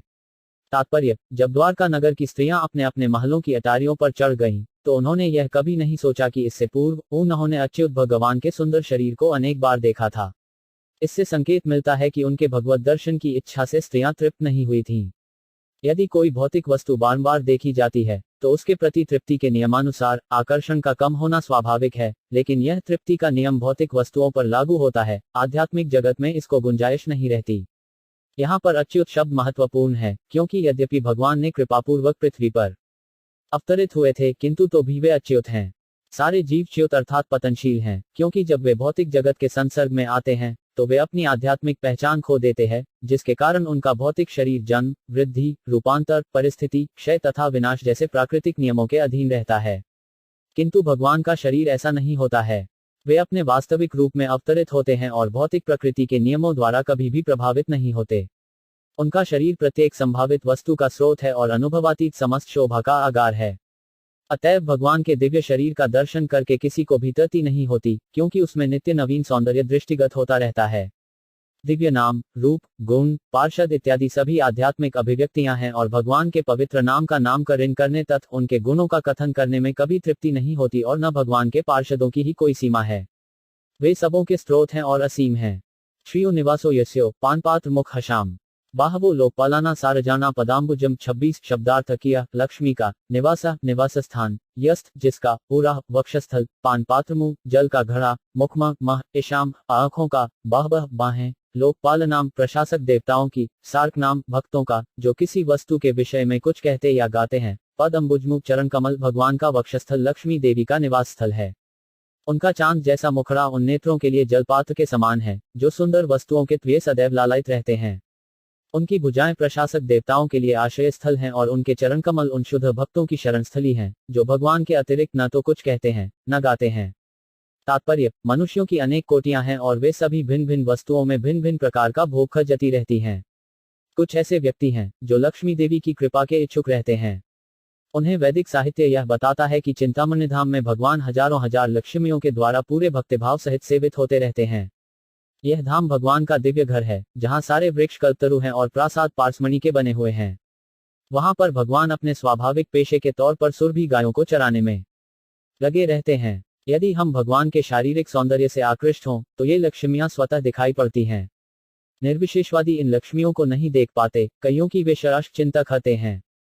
लेकिन जो कलाकार हैं तथा सुंदर सृष्टि द्वारा अभिभूत रहते हैं, उन्हें चाहिए कि पूर्ण तुष्टि 00006-956 चिंतामणि प्रकर सद्मसुकल्प वृक्ष लक्षावृक्ष तेषु सुरभिर्भिपाल्यन्तम् लक्ष्मी शत संभ्रम से विमानम गोविंदमादिपुरुषोत्तमः भजामि ब्रह्म संहिता 5.296006 यूरो के लिए भगवान का सुंदर मुख देखें। भगवान का मुख समस्त सुंदरता का आगार है। जिसे वे सुंदर प्रकृति कहकर पुकारते हैं, वह तो उनकी मंद मुस्कान है, और जिसे वे पक्षियों का कलरव कहते हैं, वे भगवान की मर्मध्वनियां हैं। ब्रह्मांड की व्यवस्था के लिए प्रशासनाधिकारी देवता होते हैं और राज्य स्तर पर भी छोटे छोटे देवता होते हैं। वे सदैव अन्य प्रतियोगियों से भयभीत रहते हैं, किंतु यदि वे भगवान की भुजाओं का आश्रय लें, तो भगवान शत्रुओं के आक्रमण से सदैव उनकी रक्षा कर सकते हैं। प्रशासनिक सेवा में लगा हुआ भगवान का श्रद्धालु दास आदर्श प्रशासनाधिकारी होता है, और वह सामान्य जन के हितों की रक्षा भली भांति कर सकता है। अन्य तथाकथित प्रशासक राजतंत्र के प्रतीक होते हैं, जिनके द्वारा शासित लोगों को दुख सहने पड़ते हैं। प्रशासक गण भगवान की भुजाओं का संरक्षण प्राप्त करके सुरक्षित रह सकते हैं। परमेश्वर सभी वस्तुओं के सार हैं, अतएव वे सारम कहलाते हैं, और जो उनका गुणगान करते हैं, वे सारे या शुद्ध भक्त कहलाते हैं। शुद्ध भक्त तो भगवान के चरण कमलों के लिए लालायित रहते हैं। कमल में एक प्रकार का मधु होता है, जिसका दिव्य आस्वाद भक्तगण करते हैं। वे उन मधुमक्खियों के तुल्य हैं, जो मधु के लिए सदा दौड़ती रहती हैं। गौड़ीय वैष्णव संप्रदाय के महान भक्त आचार्य श्री रूप गोस्वामी ने अपनी तुलना मधुमक्खी से करते हुए इस कमल मधु के विषय में एक गीत लिखा है। हे मेरे भगवान कृष्ण, मैं आपकी प्रार्थना करता हूँ। मेरा मन मधुमक्खी के समान है, जो थोड़ा कुछ मधु पाने के लिए लालायित है। अतएव कृपा करके मेरी मनरूपी मधुमक्खी को अपने चरण कमलों में स्थान प्रदान करें, जो समस्त दिव्य मधु के आगार हैं। मैं जानता हूं कि ब्रह्मा जैसे बड़े बड़े देवता वर्षों तक लगातार गहन ध्यान में तल्लीन रहकर भी आपके चरण कमलों के नाखूनों की द्युति को भी देख नहीं पाते। फिर भी हे अच्युत, मेरी ऐसी अभिलाषा है, क्योंकि आप शरणागतों पर अत्यंत दयालु रहते हैं। हे माधव, मैं यह भी जानता हूं कि मुझ में आपके चरणों की सेवा के प्रति वास्तविक अनुरक्ति नहीं है, लेकिन आप अकल्पनीय शक्तिशाली हैं, अतएव आप असंभव से असंभव कार्य कर सकते हैं। आपके चरण कमलों के समक्ष स्वर्ग का अमत भी तुच्छ है, अतएव मैं उनके प्रति अत्यधिक अनुरक्त हूं।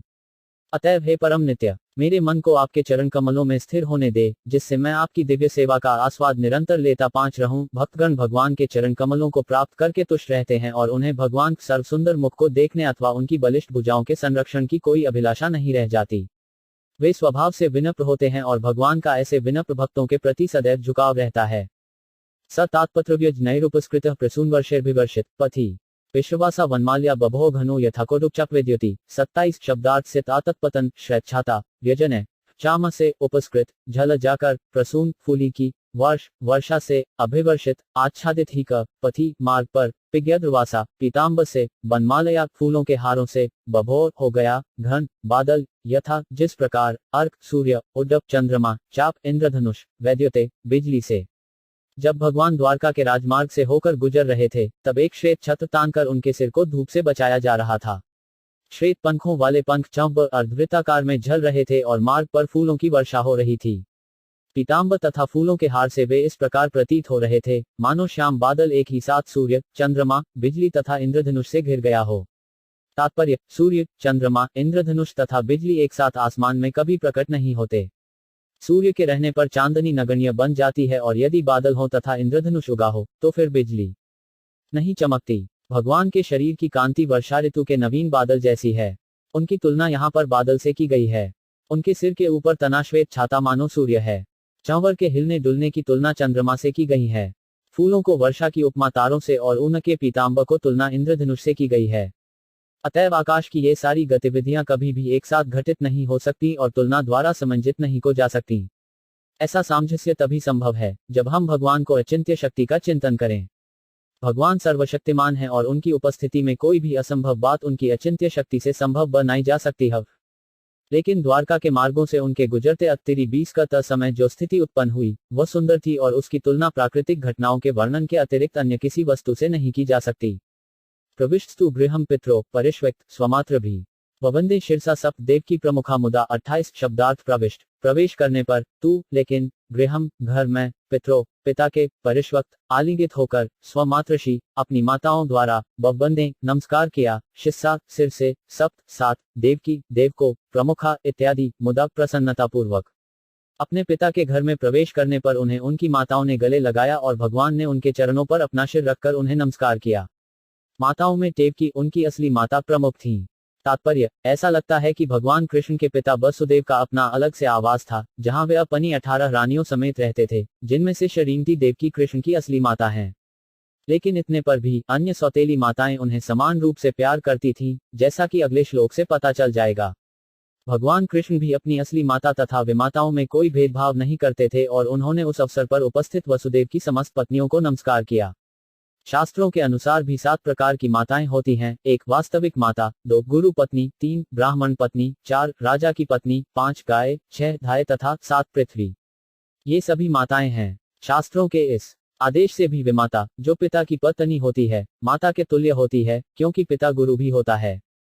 ब्रह्मांड के स्वामी भगवान कृष्ण अन्यों को विमाताओं के साथ व्यवहार करने की शिक्षा देने के लिए एक आदर्श पुत्र की भूमिका निभाते हैं।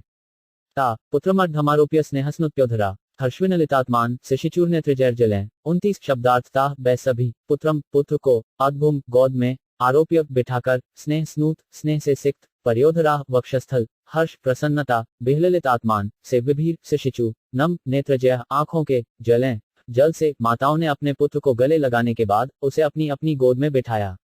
विशुद्ध स्नेह के कारण उनके स्तनों से दूध निकल आया। वे हर्ष से विभोर हो गई और उनके नेत्रों के अश्रुओं से भगवान भीग गए। तात्पर्य, जब भगवान कृष्ण वृंदावन में थे तो गौरवें भी उनके प्रति स्नेहिल हो उठती थीं और वे उनके थनों से दूध दो लिया करते थे। तो उनको विमाताओं का क्या कहना, जो उनकी माता तुल्य ही थी।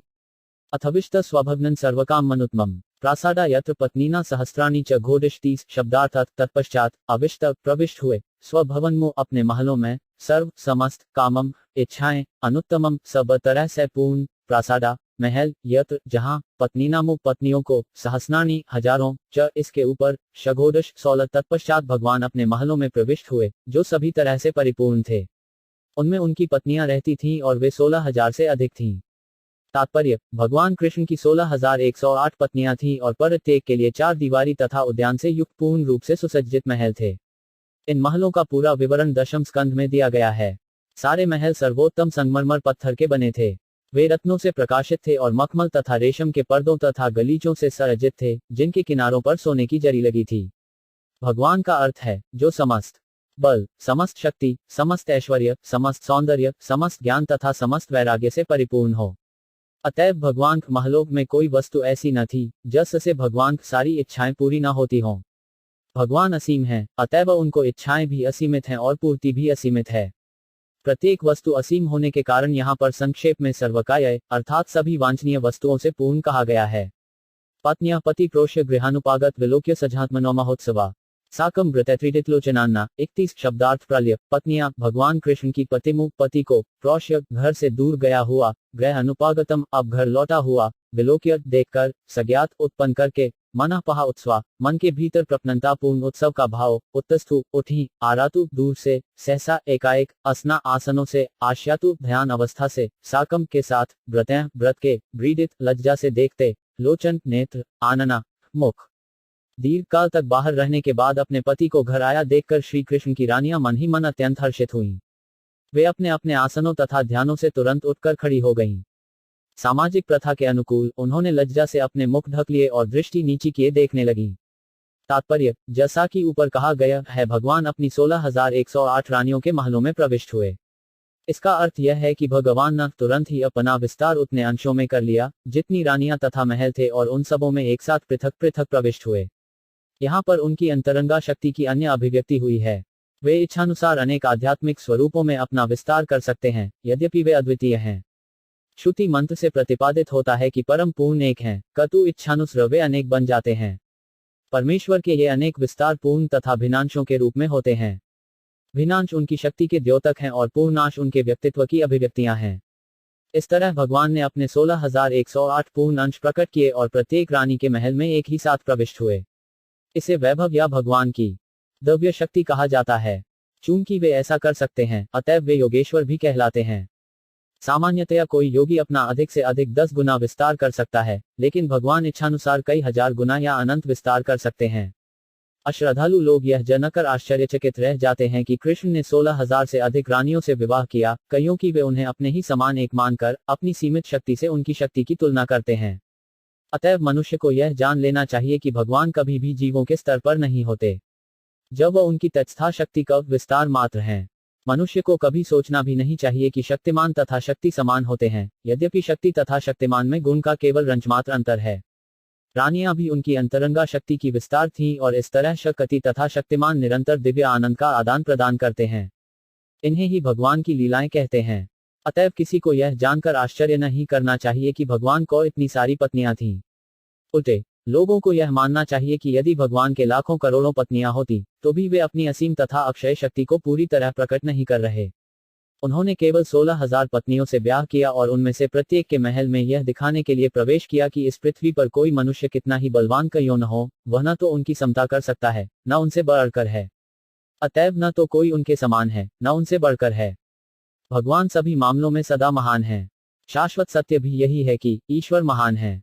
अतएव कुरुक्षेत्र के युद्ध के कारण दीर्घकाल तक घर से दूर रहने वाले अपने पति को ज्यों ही रानियों ने कुछ दूरी पर देखा तो वे ध्यान की निद्रा से जग गई और अपने प्रियतम को अगवानी के लिए तैयार हो गईं।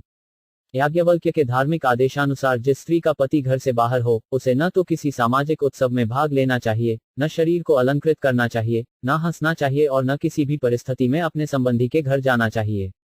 जिन स्त्रियों के पति बाहर हों उनके लिए यही व्रत है। लेकिन साथ ही साथ यह भी कहा गया है कि पत्नी कभी भी अपने पति के समक्ष मलिन अवस्था में उपस्थित न हो। वह अपने आप को आभूषणों से अलंकृत करे और अच्छे वस्त्र पहने और पति के समक्ष सदैव प्रसन्न तथा हर्षित मुद्रा में जाए। कृष्ण की सारी रानियां पति की अनुपस्थिति का चिंतन करते हुए ध्यानमग्न थीं और निरंतर उन्हीं का ध्यान करती रहती थीं। भगवान के भक्त भगवान के ध्यान के बिना पल भर भी नहीं रह सकते, तो फिर रानियों के लिए क्या कहा जाए, जो द्वारका में भगवान की लीलाओं में रानी के रूप में अवतरित हुई लक्ष्मियां थीं। वे भगवान की उपस्थिति द्वारा या समाधि द्वारा उनसे कभी विलग नहीं की जा सकती। वृंदावन की गोपियां जब भगवान वन में गायें चराने के लिए बाहर जाते थे तो भगवान को भुला नहीं पाती थीं। जब बाल रूप भगवान कृष्ण गांव में नहीं होते थे तो घर पर गोपियां नरम चरण कमलों से कठोर भूमि पर चलते हुए कृष्ण के बारे में चिंता करती रहती। कभी कभी इस तरह चिंतन करते करते वे समाधि में पहुंच जाती और हृदय में संताप करती। भगवान के शुद्ध पार्षदों की ऐसी ही दशा होती है, वे सदैव समाधि में रहते हैं। अतएव कृष्ण की अनुपस्थिति में रानियां भी समाधिस्थ थीं। इस समय भगवान को कुछ दूरी पर देखकर उन्होंने अपने सारे कार्य छोड़ दिए, जिनमें उपर्युक्त स्त्रियों के व्रत भी सम्मिलित थे। विश्वनाथ चक्रवर्ती ठाकुर के मतानुसार इस अवसर पर नियमित मनोवैज्ञानिक प्रतिक्रिया हुई। पहले तो वे सभी अपने अपने आसनों से उठ गईं, क्योंकि अपने अपने पति को देखना चाहती थीं, किंतु स्वीयोचित लज्जा के कारण वे रुक गईं, लेकिन प्रबल उत्कंठा के कारण उन्होंने इस दुर्बलता की अवस्था पर काबू पा लिया और भगवान का आलिंगन करने की भावना से अभिभूत हो गईं और इस विचार ने उन्हें अपने आसपास के परिवेश से अचेत बना दिया। इस उत्कंठा की मूल दशा के कारण सारी औपचारिकताओं एवं सामाजिक रीति रिवाजों का अंत हो गया और इस तरह भगवान के मिलन पथ के सारे अवरोध दूर हो गए। आत्मा के प्रभु श्री कृष्ण के मिलन की यह चरम अवस्था है। तमात्मजरेष्टिभिरंतरात्मना दुरंत भावा परिर्भिरे पतिम निरुधम्प्यासवदम्बु नेत्रयों विलक्तिना भूगुवर्य 32 शब्दार्थ तम उस्त भगवान को आत्मजय पुत्रों द्वारा दृष्टिभिः दृष्टि द्वारा अंतरात्मना अंतरात्मा से दुरंत भावा दुलग्य उत्कंठा परिर्भिरे आलिंगन किया पतिमु पति को निरुधमो अवरुद्ध अपि होते हुए आस्त्रवतो आंसू अंबु जल की बूंदों के समान नेत्रयोः आंखों से विलचती नामो लज्जा अनुभव करने वाली भृगु वर्य हे भृगुओं में श्रेष्ठ बैकवात निया की दुलध्य उत्कंठा इतनी तीव्र थी कि लजाई होने के कारण उन्होंने सर्वप्रथम अपने अंतरतम से भगवान का आलिंगन किया, फिर उन्होंने दृष्टि से उनका आलिंगन किया और तब अपने पुत्रों को उनका आलिंगन करने के लिए भेजा, जो खुद ही आलिंगन करने जैसा है। लेकिन हे भृगु श्रेष्ठ, यद्यपि वे भावनाओं को रोकने का प्रयास कर रही थीं, किंतु अनजाने उनके नेत्रों से अश्रु छलक आए। तात्पर्य, यद्यपि स्त्रियोचित लज्जा के कारण अपने प्रिय पति भगवान श्री कृष्ण का आलिंगन करने में अनेक अवरोध थे, लेकिन उन्होंने भगवान को दखकर उन्हें अपने अंतरतम में स्थापित करके तथा आलिंगन करने के लिए अपने पुत्र भेज करके इसे पूरा कर लिया। लेकिन इस पर भी काम अधूरा ही रहा और अत्यंत प्रयास करने पर भी उनकी आंखों से आंसू दुलक आए। पुत्र को पिता का आलिंगन करने के लिए भेजना अप्रत्यक्ष रूप से पति का आलिंगन करने जैसा है, क्योंकि पुत्र माता के शरीर से ही विकसित होता है। पुत्र द्वारा आलिंगन पति पत्नी द्वारा काम भावना की दृष्टि से किए जाने वाले आलिंगन जैसा नहीं होता, लेकिन यह आलिंगन वात्सल्य की दृष्टि से तृप्तिदायक होता है। युगल संबंधों में दृष्टि द्वारा आलिंगन अधिक प्रभावशाली होता है। अतएव श्री जीव गोस्वामी के अनुसार पति तथा पत्नी में इस प्रकार के भाव विनिमय में कुछ भी गलत नहीं है। यद्यपि सौ पार्थगतो रहोगत तथापि तस्यादु प्रयुग नवम नवम पदे पदे का विरमेत तत्पदा चलापि यच्छीन जहाति कहिंचित 33 शब्दार्थ यदि यद्यपि अपि निश्चय ही असौ वे भगवान श्री कृष्ण पार्थ गत बगल में रह गतः अकेले तथापि फिर भी तस्य उसका अद्भप्री सुप्पु भगवान चरण नवम नवमु नयथे नय पदे पग पर का कौन विमेत बिल किया जा सकता है उनके चरणों से चलापि गतिशील यथ जिसको श्री लक्ष्मी जी न कभी नहीं जहाती छोड़ती करहिचित कभी भी यद्यपि भगवान श्री कृष्ण निरंतर उनके पास थे और बिल्कुल अकेले भी थे तो भी उनके चरण उन्हें नवीनतर लग रहे थे। यद्यपि लक्ष्मी जी स्वभाव से चंचल हैं लेकिन वे भी भगवान चरणों को नहीं छोड़ती थीं। तो भला जो स्त्री एक बार उन चरणों की शरण में जा चुकी हो वह उनसे किस प्रकार विलग की जा सकती है। तात्पर्य बद्धजीव लक्ष्मी जी की कृपा के सदैव भूखे रहते हैं यद्यपि स्वभाव से लक्ष्मी जी एक स्थान से दूसरे स्थान को जाती रहती हैं। भौतिक जगत में कोई का तना ही चतुर क्यों न हो वह स्थायी रूप से भाग्यशाली नहीं होता। संसार के विभिन्न भागों में न जाने कितने विशाल साम्राज्य हुए हैं, संसार में न जाने कितने शक्तिशाली राजा हुए हैं और न जाने कितने भाग्यशाली पुरुष हो चुके हैं, लेकिन क्रमशः उन सबका क्षय हुआ है। यही प्रकृति का नियम है, लेकिन आध्यात्मिकता में स्थिति भिन्न होती है। ब्रह्म संहिता अनुसार भगवान की सभा में सैकड़ों हजारों लक्ष्मियां अत्यंत विनम्रतापूर्वक लगी रहती हैं। वे भगवान के साथ सदैव एकांत में होती हैं, तो भी भगवान का सानिध्य नित नित इतना नवीन लगता है कि वे क्षण भर के लिए भी भगवान को नहीं छोड़ पाती हैं, यद्यपि वे स्वभाव से चंचल हैं और इधर उधर विचरण करती रहती हैं। भगवान के साथ आध्यात्मिक संबंध इतना जीवंत होता है कि एक बार उनकी शरण में आ जाने पर भगवान का संग नहीं छोड़ा जा सकता। सारे जीव स्वभाव से स्त्रैण हैं। पुरुष या भोक्ता तो भगवान है और उनकी विभिन्न शक्तियों की सारी अभिव्यक्तियां भी स्त्रैण हैं। भगवद गीता में जीवों को परा प्रकृति अर्थात उच्चतर शक्ति की उपाधि से दी गई है। भौतिक तत्व अपय प्रकृति या निकृष्ट शक्ति हैं। ऐसी शक्तियां भोक्ता की तुष्टि के लिए व्यवहार में लाई जाती हैं। जैसा कि भगवद गीता 5.29 में कहा गया है, परम भोक्ता तो स्वयं भगवान है। अतएव जब शक्तियों को सीधे भगवान की सेवा में लगाया जाता है तो उन्हें असली रूप प्राप्त होता है और तब शक्ति तथा शक्तिमान में कोई अंतर नहीं रह जाता। सामान्यतया किसी नौकरी में लगे लोग सदैव राज्य या सरकार के परम भोक्ता के अधीन कोई पद चाहते हैं। चूंकि भगवान इस ब्रह्मांड के भीतर या बाहर की प्रत्येक वस्तु के परम भोक्ता हैं, अतएव उनकी सेवा में लगना हर्ष का विषय है। एक बार भगवान की परम सरकारी सेवा में लग जाने पर कोई भी जीव कभी उससे मुक्त होना नहीं चाहता। मनुष्य जीवन की सर्वोच्च सिद्धि भगवान परम सेवा में कोई कार्य प्राप्त करना है। इससे मनुष्य परम सुखी बनता है। तब उसे भगवान से संबंध बनाए बिना चंचला लक्ष्मी को खोजने की कोई आवश्यकता नहीं रह जाती। एवं नृपाणा क्षितिभार्जन्नात्मक क्षौहिणी भी परिवृत्ते जैसाम विधाय वैर्ध्वस्नो यथानलम मिथो वधेनो पर तो निरायुध 34 शब्दार्थ। एवं इस प्रकार नृपाणाम राजाओं या प्रशासकों के क्षिति भार पृथ्वी का बोझ जन्नाम इस प्रकार से उत्पन्न अक्षौहिणी भी घोड़ों हाथियों रथों तथा पैदल सेना शक्ति के द्वारा शक्ति संपन्न परिवृत ऐसे परिवेश से गर्णित तेजसामु पराक्रम विधाय उत्पन्न करके बैरमु शत्रुता श्वसन बांसी के पौधी तथा वायु के घर्षण से यथा जिस प्रकार अनलमु अग्नि मिथ एक दूसरे के साथ वशलैन मारने से उपरत छूटकर निरायुद्र युद्ध में किसी का पक्ष न करने से पृथ्वी पर भार स्वरूप राजाओं को मारने के बाद भगवान को राहत हुई। वे अपनी सैन्य शक्ति अपने घोड़ों हाथियों रथों पैदल सेना के बल पर गर्वित थे। युद्ध में भगवान किसी दल में सम्मिलित नहीं हुए। उन्होंने बलशाली प्रशासकों में शत्रुता उत्पन्न की और वे आपस में लड़ गए। वे उस वायु के समान थे जो बांसों में घर्षण उत्पन्न करके आग लगा देती है। तात्पर्य जैसा कि ऊपर कहा जा चुका है, जीव उन वस्तुओं का वास्तविक भोक्ता नहीं होता जो भगवान की सृष्टि के रूप में प्रकट होती हैं। भगवान अपनी सृष्टि में प्रकट की गई प्रत्येक वस्तु के असली स्वामी तथा भोक्ता हैं। दुर्भाग्यवश माया के वश में आकर जीव प्रकृति के गुणों के आदेशानुसार मिथ्या भोक्ता बन जाता है।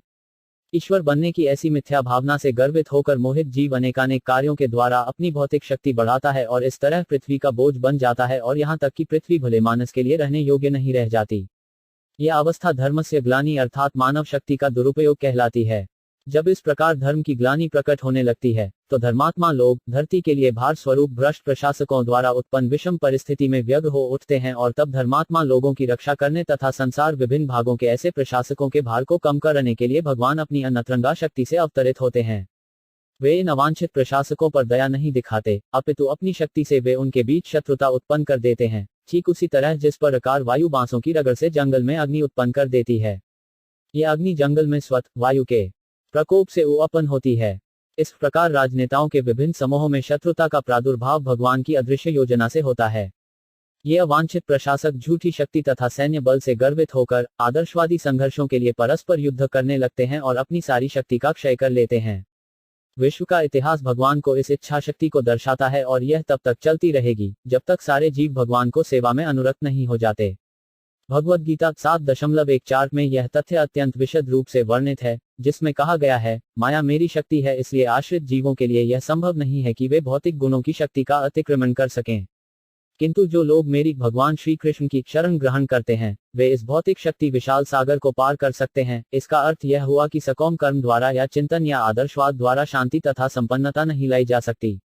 इसका एकमात्र उपाय है परमेश्वर की शरण ग्रहण करना और माया के मोह से मुक्त हो लेना। दुर्भाग्यवश जो लोग विध्वंसक कार्य में लगे हैं, वे भगवान की शरण ग्रहण करने में अक्षम हैं। वे अव्वल दर्ज के मूर्ख हैं, वे मनुष्य योनि के निम्नतम स्तर पर गिरे हुए हैं, उनका सारा ज्ञान हर लिया गया होता है, यद्यपि बाहरी तौर पर शैक्षिकी दृष्टि से वे पढ़े लिखे लगते हैं।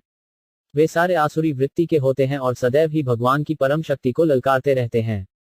जो अत्यधिक भौतिकतावादी हैं और भौतिक शक्ति एवं सत्ता के लिए लालायित रहते हैं, वे निस्संदेह पहले दर्जे के मूर्ख हैं, क्योंकि उन्हें जीवन शक्ति का कोई ज्ञान नहीं होता। वे सर्वोपरि अध्यात्म ज्ञान से अनजान होने के कारण भौतिक व ज्ञान में मस्त रहते हैं, जिसका समापन शरीर के अंत के साथ हो जाता है। वे निपट अधम मनुष्य होते हैं, क्योंकि मनुष्य जीवन तो विशेष रूप से भगवान के साथ विस्मृत संबंध को पुनः स्थापित करने के निमित्त मिला है, किंतु वे भौतिक कार्यकलापों में लगे रहने के कारण इस अवसर को खो देते हैं। उनकी बुद्धि मारी जाती है। क्या दीर्घकाल न तर्क वितर्क के बाद भी वे उन भगवान को नहीं जान पाते, जो प्रत्येक वस्तु के सार सर्वस्व हैं। वे सारे के सारे आसुरी सिद्धांत वाले होते हैं और वे उसी तरह अपने किए कर्मों का फल भोगते हैं, जिस तरह की रावण, हिरण्यकशिपु, कंस तथा अन्य भौतिकतावादी शूरवीरों ने भोगा। सरश नरलोके उस्मिन्वतीर्ण स्वमायया टैमे सत्रीरत्नकुत्स्थो भगवान प्राकृतों यथा 35 शब्दार्थ सह बे पूर्ण पुरुषोत्तम भगवान एवं ये सब नरलोकें इस मनुष्य लोक में अस्मिनु इस अवतीर्ण अवतार लेकर स्व निजी अंतः माया अहेतु की कृपा से रैमे भोग किया। स्त्री रतत व स्त्री जो भगवान की पत्नी बनने के लिए उपयुक्त है, कूटस्थ मध्य में भगवान भगवान प्राकृत संसारी यथा जिस प्रकार पूर्ण पुरुषोत्तम भगवान श्री कृष्ण अपनी अहेतु की कृपा से अपनी अंतरंगा शक्ति द्वारा इस लोक में प्रकट हुए और सुयोग्य स्त्रियों के साथ इस तरह भोग किया, मानो वे संसारी कार्यों में लगे हुए हों। तात्पर्य, भगवान ने विवाह किया और गृहस्थ की भांति रहे। यह निश्चय ही संसारी कार्य जैसा है, किंतु जब हम यह जान लेते हैं कि उन्होंने 16,108 पत्नियों से विवाह किया और वे उन सबों के साथ पेतकू महलों में रहते थे, तो यह निश्चित रूप से स नहीं रह जाती। अतएव भगवान का अपनी सुयोग्य पत्नियों के साथ गृहस्थ के रूप में रहना कभी भी संसारी नहीं है और उन सब के साथ उनका व्यवहार कोई संसारी यौन संबंध नहीं समझा जाना चाहिए। जो स्त्रियां उनकी पत्नी बनी थीं, वे भी सामान्य स्त्रियां नहीं थीं, क्योंकि भगवान को पति रूप में प्राप्त करना कोटि जन्मों की तपस्या का परिणाम ही हो सकता है। जब भगवान विभिन्न लोकों में या इस मनुष्य लोक में प्रकट होते हैं, तो वे बद्ध जीवों को दिव्य लोक में अपना नित्य दास, मित्र, जननी, जनक तथा प्रियतम बनाने हेतु आकर्षित करने के लिए ही अपनी दिव्य लीलाओं का प्रदर्शन करते हैं, जहां भगवान नित्य सेवा विनिमय का प्रतिदान करते हैं। इस भौतिक जगत में यह सेवा विकृत रूप में दिखती है और असमय ही छिन्न हो जाती है, जिससे बहुत ही कटु अनुभव होता है। मोहग्रस्त जीव प्रकृति के द्वारा बद्ध होकर अज्ञान के कारण समझ नहीं पाता कि हमारे यहाँ के सारे संसारी संबंध क्षणिक हैं और उन्माद से भरे हैं। ऐसे संबंध हमें निरंतर सुखी नहीं रख सकते, किंतु यदि यही संबंध भगवान के साथ स्थापित किए जाएं, तो हम इस भौतिक शरीर को त्यागने पर वैकुंठ चले जाते हैं और उनके साथ इच्छित शाश्वत संबंध स्थापित कर सकते हैं। अतएव जिन स्त्रियों के बीच में वे पति रूप में रह रहे थे, वे इस भौतिक जगत की जत्रियां न होकर उनकी दिव्य पत्नियां थीं और वे भक्तिमय सेवा की पूर्णता के द्वारा दिव्य पद प्राप्त कर चुकी थीं। यही उनकी योग्यता थी। परब्रह्म अर्थात पूर्ण पुरुषोत्तम परमेश्वर हैं। बद्धजीव सर्वत्र ही शाश्वत सुख की खोज करते रहते हैं, न केवल इस धरा में अपितु ब्रह्मांड के अन्य लोकों में भी, क्योंकि वैधानिक रूप से आध्यात्मिक स्फुलिंग होने के कारण जीव ईश्वर को सृष्टि के कोने कोने में विचरण कर सकता है। लेकिन भौतिक गुणों के द्वारा बद्ध होने से वह अंतरिक्षयानों द्वारा आकाश में विचरण करना चाहता है और अपने गंतव्य तक पहुंच पाने में असफल रहता है। गुरुत्वाकर्षण का नियम उसके लिए कैदी की जंजीरों के समान बांधने वाला है। वह अन्य विधियों से कहीं भी पहुंच सकता है, लेकिन चाहे वह सर्वोच्च लोक तक कहीं न पहुंच जाए, किंतु उसे वह शाश्वत सुख नहीं मिल सकता, जिसको खोज वह जन्म जन्मांतर से करता रहता है। किंतु जब वह होश संभालता है, तो ब्रह्म सुख की खोज यह जानते हुए करता है कि वह जिस असीम सुख की खोज कर रहा है, वह इस भौतिक जगत में कभी भी प्राप्त होने वाला नहीं है। अतएव सर्वोपरि व्यक्ति परब्रह्म कभी भौतिक जगत में इस सुख की खोज नहीं करते, न ही उनकी सुख सामग्री इस भौतिक जगत में मिल सकती है। वे निराकार नहीं हैं। चूंकि वे नायक हैं और असंख्य जीवों में सर्वोपरि व्यक्ति हैं, अतएव वे निराकार नहीं हो सकते। वे हमारी ही तरह हैं और उनमें समस्त व्यक्तिगत जीवों की सी प्रवृत्ति पूर्ण रूप में पाई जाती है। वे हमारी ही तरह वाह करते हैं कि तू उनका विवाह न तो संसारी है, न हमारा बद्ध अवस्था के अनुभव से सीमित है। अतएव उनकी पत्नी यहाँ संसारी लगती तो हैं, किंतु वास्तव में वे सब दिव्य मुक्तात्माएं हैं, जो अंतरंगा शक्ति की पूर्ण अभिव्यक्तियां हैं।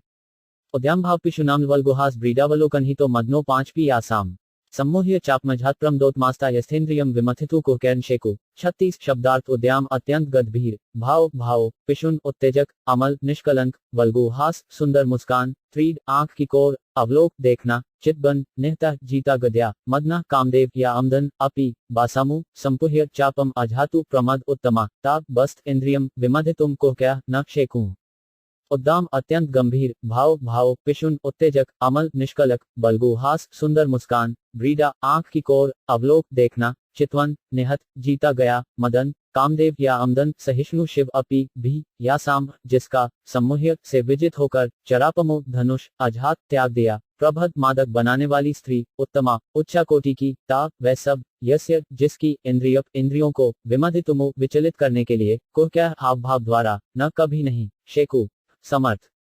यद्यपि रानियों की मृदु मुस्कानें तथा बौकी चित्वनें अत्यंत विमल तथा उत्तेजक थीं, जिससे साक्षात कामदेव भी मोहित होकर अपना धनुष त्यागने के लिए बाध्य हो सकते थे, यहाँ तक कि अत्यंत सहिष्णु शिवजी भी उनके शिकार हो सकते थे, तो भी वे अपने समस्त हाव भाव तथा आकर्षण से भगवान की इंद्रियों को विचलित नहीं कर सकी।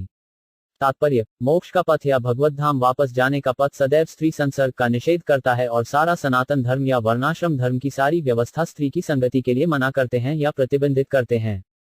तो फिर जो व्यक्ति 16,000 से अधिक पत्नियों से अनुरक्त हो, उसे भगवान कैसे मान लिया जाए? यह प्रश्न उन जिज्ञासुओं द्वारा उठाया जा सकता है, जो वास्तव में परमेश्वर की दिव्य प्रकृति को जानने के लिए उत्सुक हैं। ऐसे प्रश्नों का उत्तर देने के लिए ही नैमिषारण्य में मुनियों ने इस श्लोक में तथा अगले श्लोकों में भगवान के दिव्य स्वभाव के विषय में विचार विमर्श किया है। यहाँ यह स्पष्ट है कि स्त्रियों के आकर्षक हाव भाव, जो कामदेव को या परम सहिष्णु पुरुष शिवजी को भी डिगा सकते हैं, वे भगवान की इंद्रियों को नहीं जता सके। कामदेव का एकमात्र कार्य है संसारी काम वासना को उद्दीपित करना। सारा ब्रह्मांड कामदेव के बाण से विचलित होकर गति कर रहा है। विश्व के सारे कार्यकलाप स्त्री तथा पुरुष के केंद्रीय आकर्षण के कारण गतिशील हैं। पुरुष अपनी रुचि की सहचरी खोजता रहता है और स्त्री उपयुक्त पुरुष की तलाश में रहती है। भौतिक उत्तेजना की यही शैली है, और ज्यों ही पुरुष का संयोग स्त्री से हो जाता है, त्यों ही यौन संबंध के द्वारा जीव दृढ़ भौतिक बंधन में बंध जाता है। परिणाम यह होता है कि घर, मातृभूमि, संतान, समाज तथा मैत्री एवं संपत्ति संग्रह के प्रति नर नारी का आकर्षण उसके संभ्रांत कार्यक्षेत्र बन जाते हैं और इस तरह नाशवान संसार के प्रति मिथ्या किंतु अंधक आकर्षण प्रकट होता है।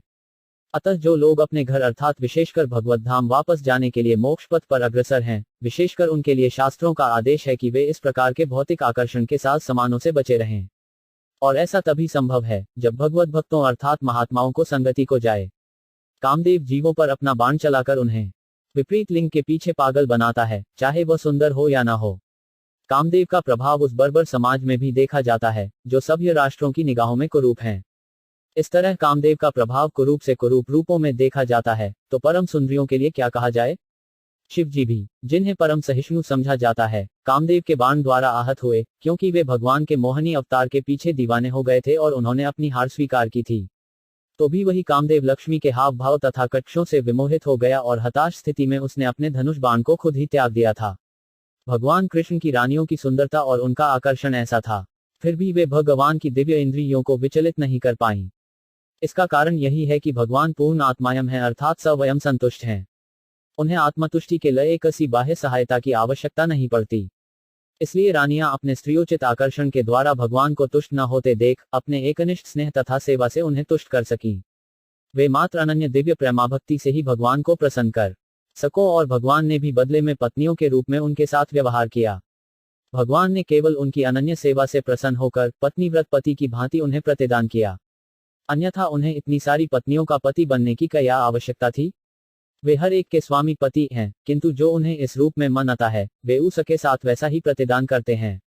भगवान के प्रति अनन्य प्रेम की तुलना कभी संसारी वासना से नहीं की जानी चाहिए। यह नितांत दिव्य है। रानियां भी जिस स्वाभाविक स्त्रियोचित ढंग से व्यवहार कर रही थीं, वह भी दिव्य था, क्योंकि वे अपने भावों को दिव्य आनंदवश ही प्रकट कर रही थीं। पिछले श्लोक में यह बताया जा चुका है कि भगवान एक संसारी पति जैसे प्रतीत हो रहे थे, लेकिन वास्तव में अपनी पत्नियों के साथ उनका यह संबंध दिव्य, शुद्ध तथा भौतिक प्रकृति के गुणों से मुक्त था। तमय मन्यते लोको ह्यसद्भमपि सद्दिनम। आत्मोपियन मनुज व्यापृनोन यतोद 5 बुध 37 शब्दार्थ तम भगवान कृष्ण को अयम ये सब सामान्य लोग मन्यतई मन में सोचते हैं, लोका बद्ध जीव ही निश्चय ही असदम अनासक्त अपी के होते हुए समझन प्रभावित आत्म स्वयं औपयन अपने साथ तुलना करके मनुजम सामान्य मनुष्य व्यापृंजान लगे रहकर यत क्योंकि अबुद्ध अज्ञान के कारण मूर्ख सामान्य भौतिकतावादी बद्ध जीव सोचते रहते हैं कि भगवान उन्हीं में से एक हैं।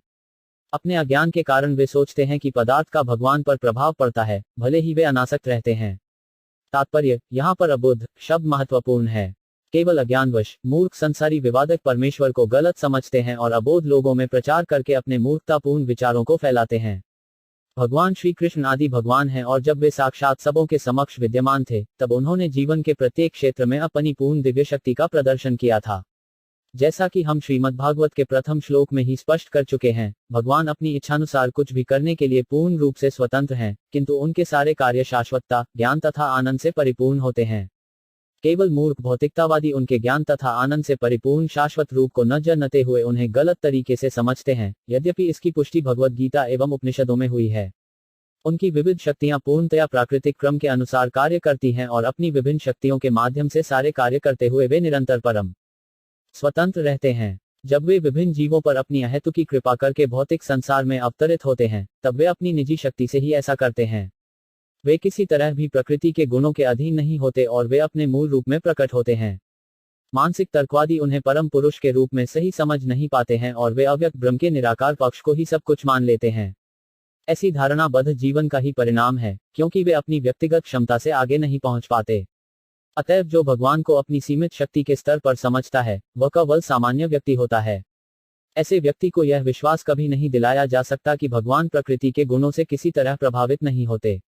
वह यह नहीं जान पाता कि सूर्य सदैव दूषित पदार्थ से अप्रभावित रहा करता है। मानसिक तर्कवादी सदैव अपने अनुभव के ज्ञान के आधार पर हर वस्तु को तोलते हैं। अतः जब भगवान विवाह बंधन में सामान्य व्यक्ति की भांति कर्म करते पाए जाते हैं, तो वे उन्हें अपने समान समझने लगते हैं और यह विचार नहीं करते कि भगवान एक साथ 16,000 या इससे भी अधिक पत्नियां स्ववाह कर सकते हैं। अल्प ज्ञान के कारण वे चित्र के एक पक्ष को देखते हैं और दूसरे पक्ष पर अविश्वास दिखाते हैं। इसका अर्थ यह हुआ कि अज्ञानवश ही वे कृष्ण को अपने समान मानते हैं और अपने निष्कर्ष निकालते हैं, जो श्रीमद्भागवत के मतानुसार निरर्थक तथा अप्रामाणिक होते हैं।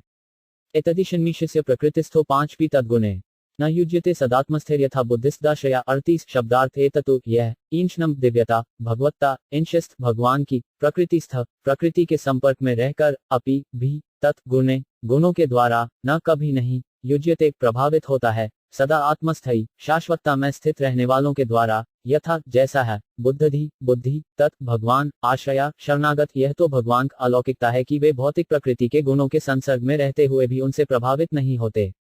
इसी प्रकार जिन भक्तों ने भगवान की शरण ग्रहण कर ली है, वे भी भौतिक गुणों से प्रभावित नहीं होते। तात्पर्य, वेदों तथा वैदिक ग्रंथों श्रुति तथा स्मृति में पुष्टि की गई है कि दिव्यता में लेशमात्र भौतिकता नहीं होती। भगवान दिव्य निर्गुण ही होते हैं, परम ज्ञानमय होते हैं। हरि या भगवान परम दिव्य पुरुष हैं, जो भौतिक प्रभाव की परिधि के बाहर स्थित होते हैं। इन तथ्यों की पुष्टि आचार्य शंकर द्वारा भी हुई है। कोई यह तर्क कर सकता है कि लक्ष्मी देवी के साथ उनका संबंध दिव्य हो सकता है, लेकिन जिस यदुवंश में वे उत्पन्न हुए थे, उसके साथ या जरासंध तथा भौतिक गुणों से लिप्त रहने वाले अन्य असुरों के साथ उनका ऐसा संबंध कैसे हो सकता है? इसका उत्तर यही है कि किसी भी दशा में भगवान की भगवत्ता दिव्यता कभी भी प्रकृति के गुणों के संपर्क में नहीं आती। वस्तुत वे ऐसे गुणों के संपर्क में इसलिए लगते हैं क्योंकि वे ही हर वस्तु के परम उद्गम हैं।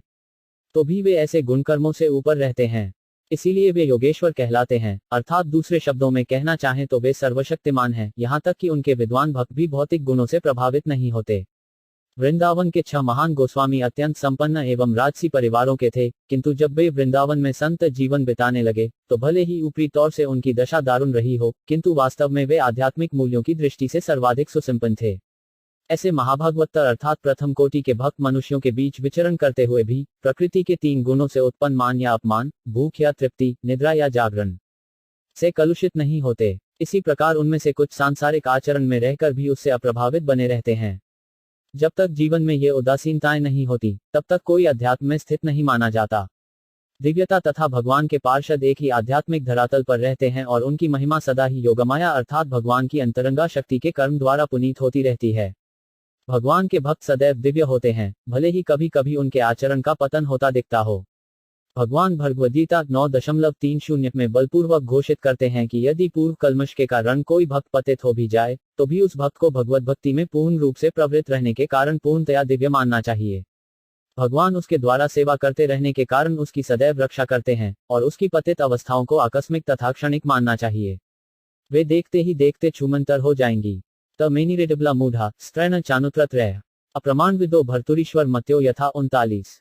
शब्दार्थ तम भ्री कृष्ण को मैनेरी मान बैठते हैं, अबला सुकुमार मूढ़ा सरलता के कारण, स्त्रैणम स्त्री के अधीन, च भी अनुभवत मुख पालन करता, रह एकांत स्थान, अप्रमाण विदह महिमा से अनजान, भर्तु अपने पति की, ईश्वर पु परम नियंता को, मत्या मत यथा जैसे वे सरल तथा सुकोमल स्त्रियां सचमुच ही सोच बैठी कि उनके प्रिय पति भगवान श्री कृष्ण उनसे आकर्षित हैं और उनके वशीभूत हैं।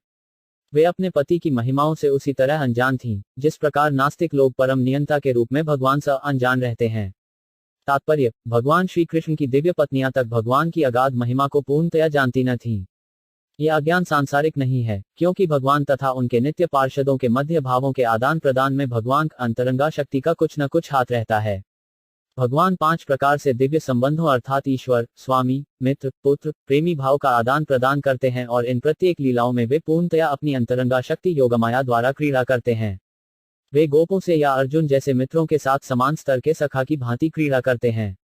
माता यशोदा के सामने वे सचमुच के पुत्र के रूप में क्रीड़ा करते हैं। गोपियों के समक्ष वे असली प्रेमी के रूप में और द्वारका की रानियों के समक्ष साक्षात पति रूप में क्रीड़ा करते हैं।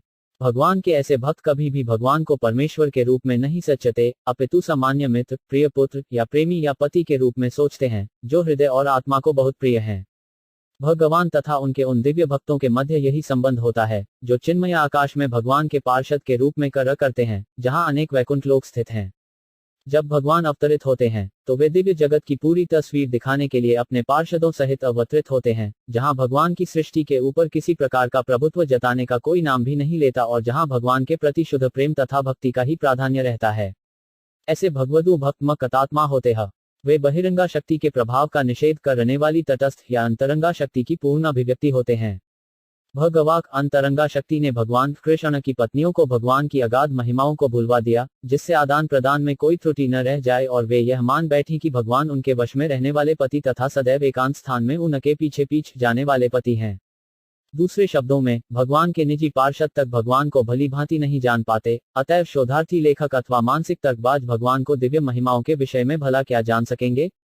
मानसिक तर्कबाज विभिन्न मतों के विषय में अपने विचार प्रकट करते हैं कि वे सृष्टि के कारण हैं, सृष्टि के अवयव स्वरूप हैं या सृष्टि के भौतिक तथा सक्षम कारण हैं, किंतु यह तो भगवान विषय केवल अधूरा ज्ञान है। वास्तव में वे सामान्य मनुष्य की ही तरह अनजान रहते हैं। भगवान को केवल भगवान की कृपा से ही जाना जा सकता है, अन्य किसी साधन से नहीं। चूंकि अपनी पत्नियों के साथ भगवान के सारे आचरण शुद्ध दिव्य प्रेम तथा भक्ति पर आधारित हैं, अतएव सारी पत्नियां किसी भौतिक कलुषरहित दिव्य पद पर आसीन हैं। इस प्रकार श्रीमद्भागवत के प्रथम स्कंद के अंतर्गत भगवान कृष्ण का द्वारका में प्रवेश नायक 11वें अध्याय के भक्ति वेदांत तात्पर्य पूर्ण हुए।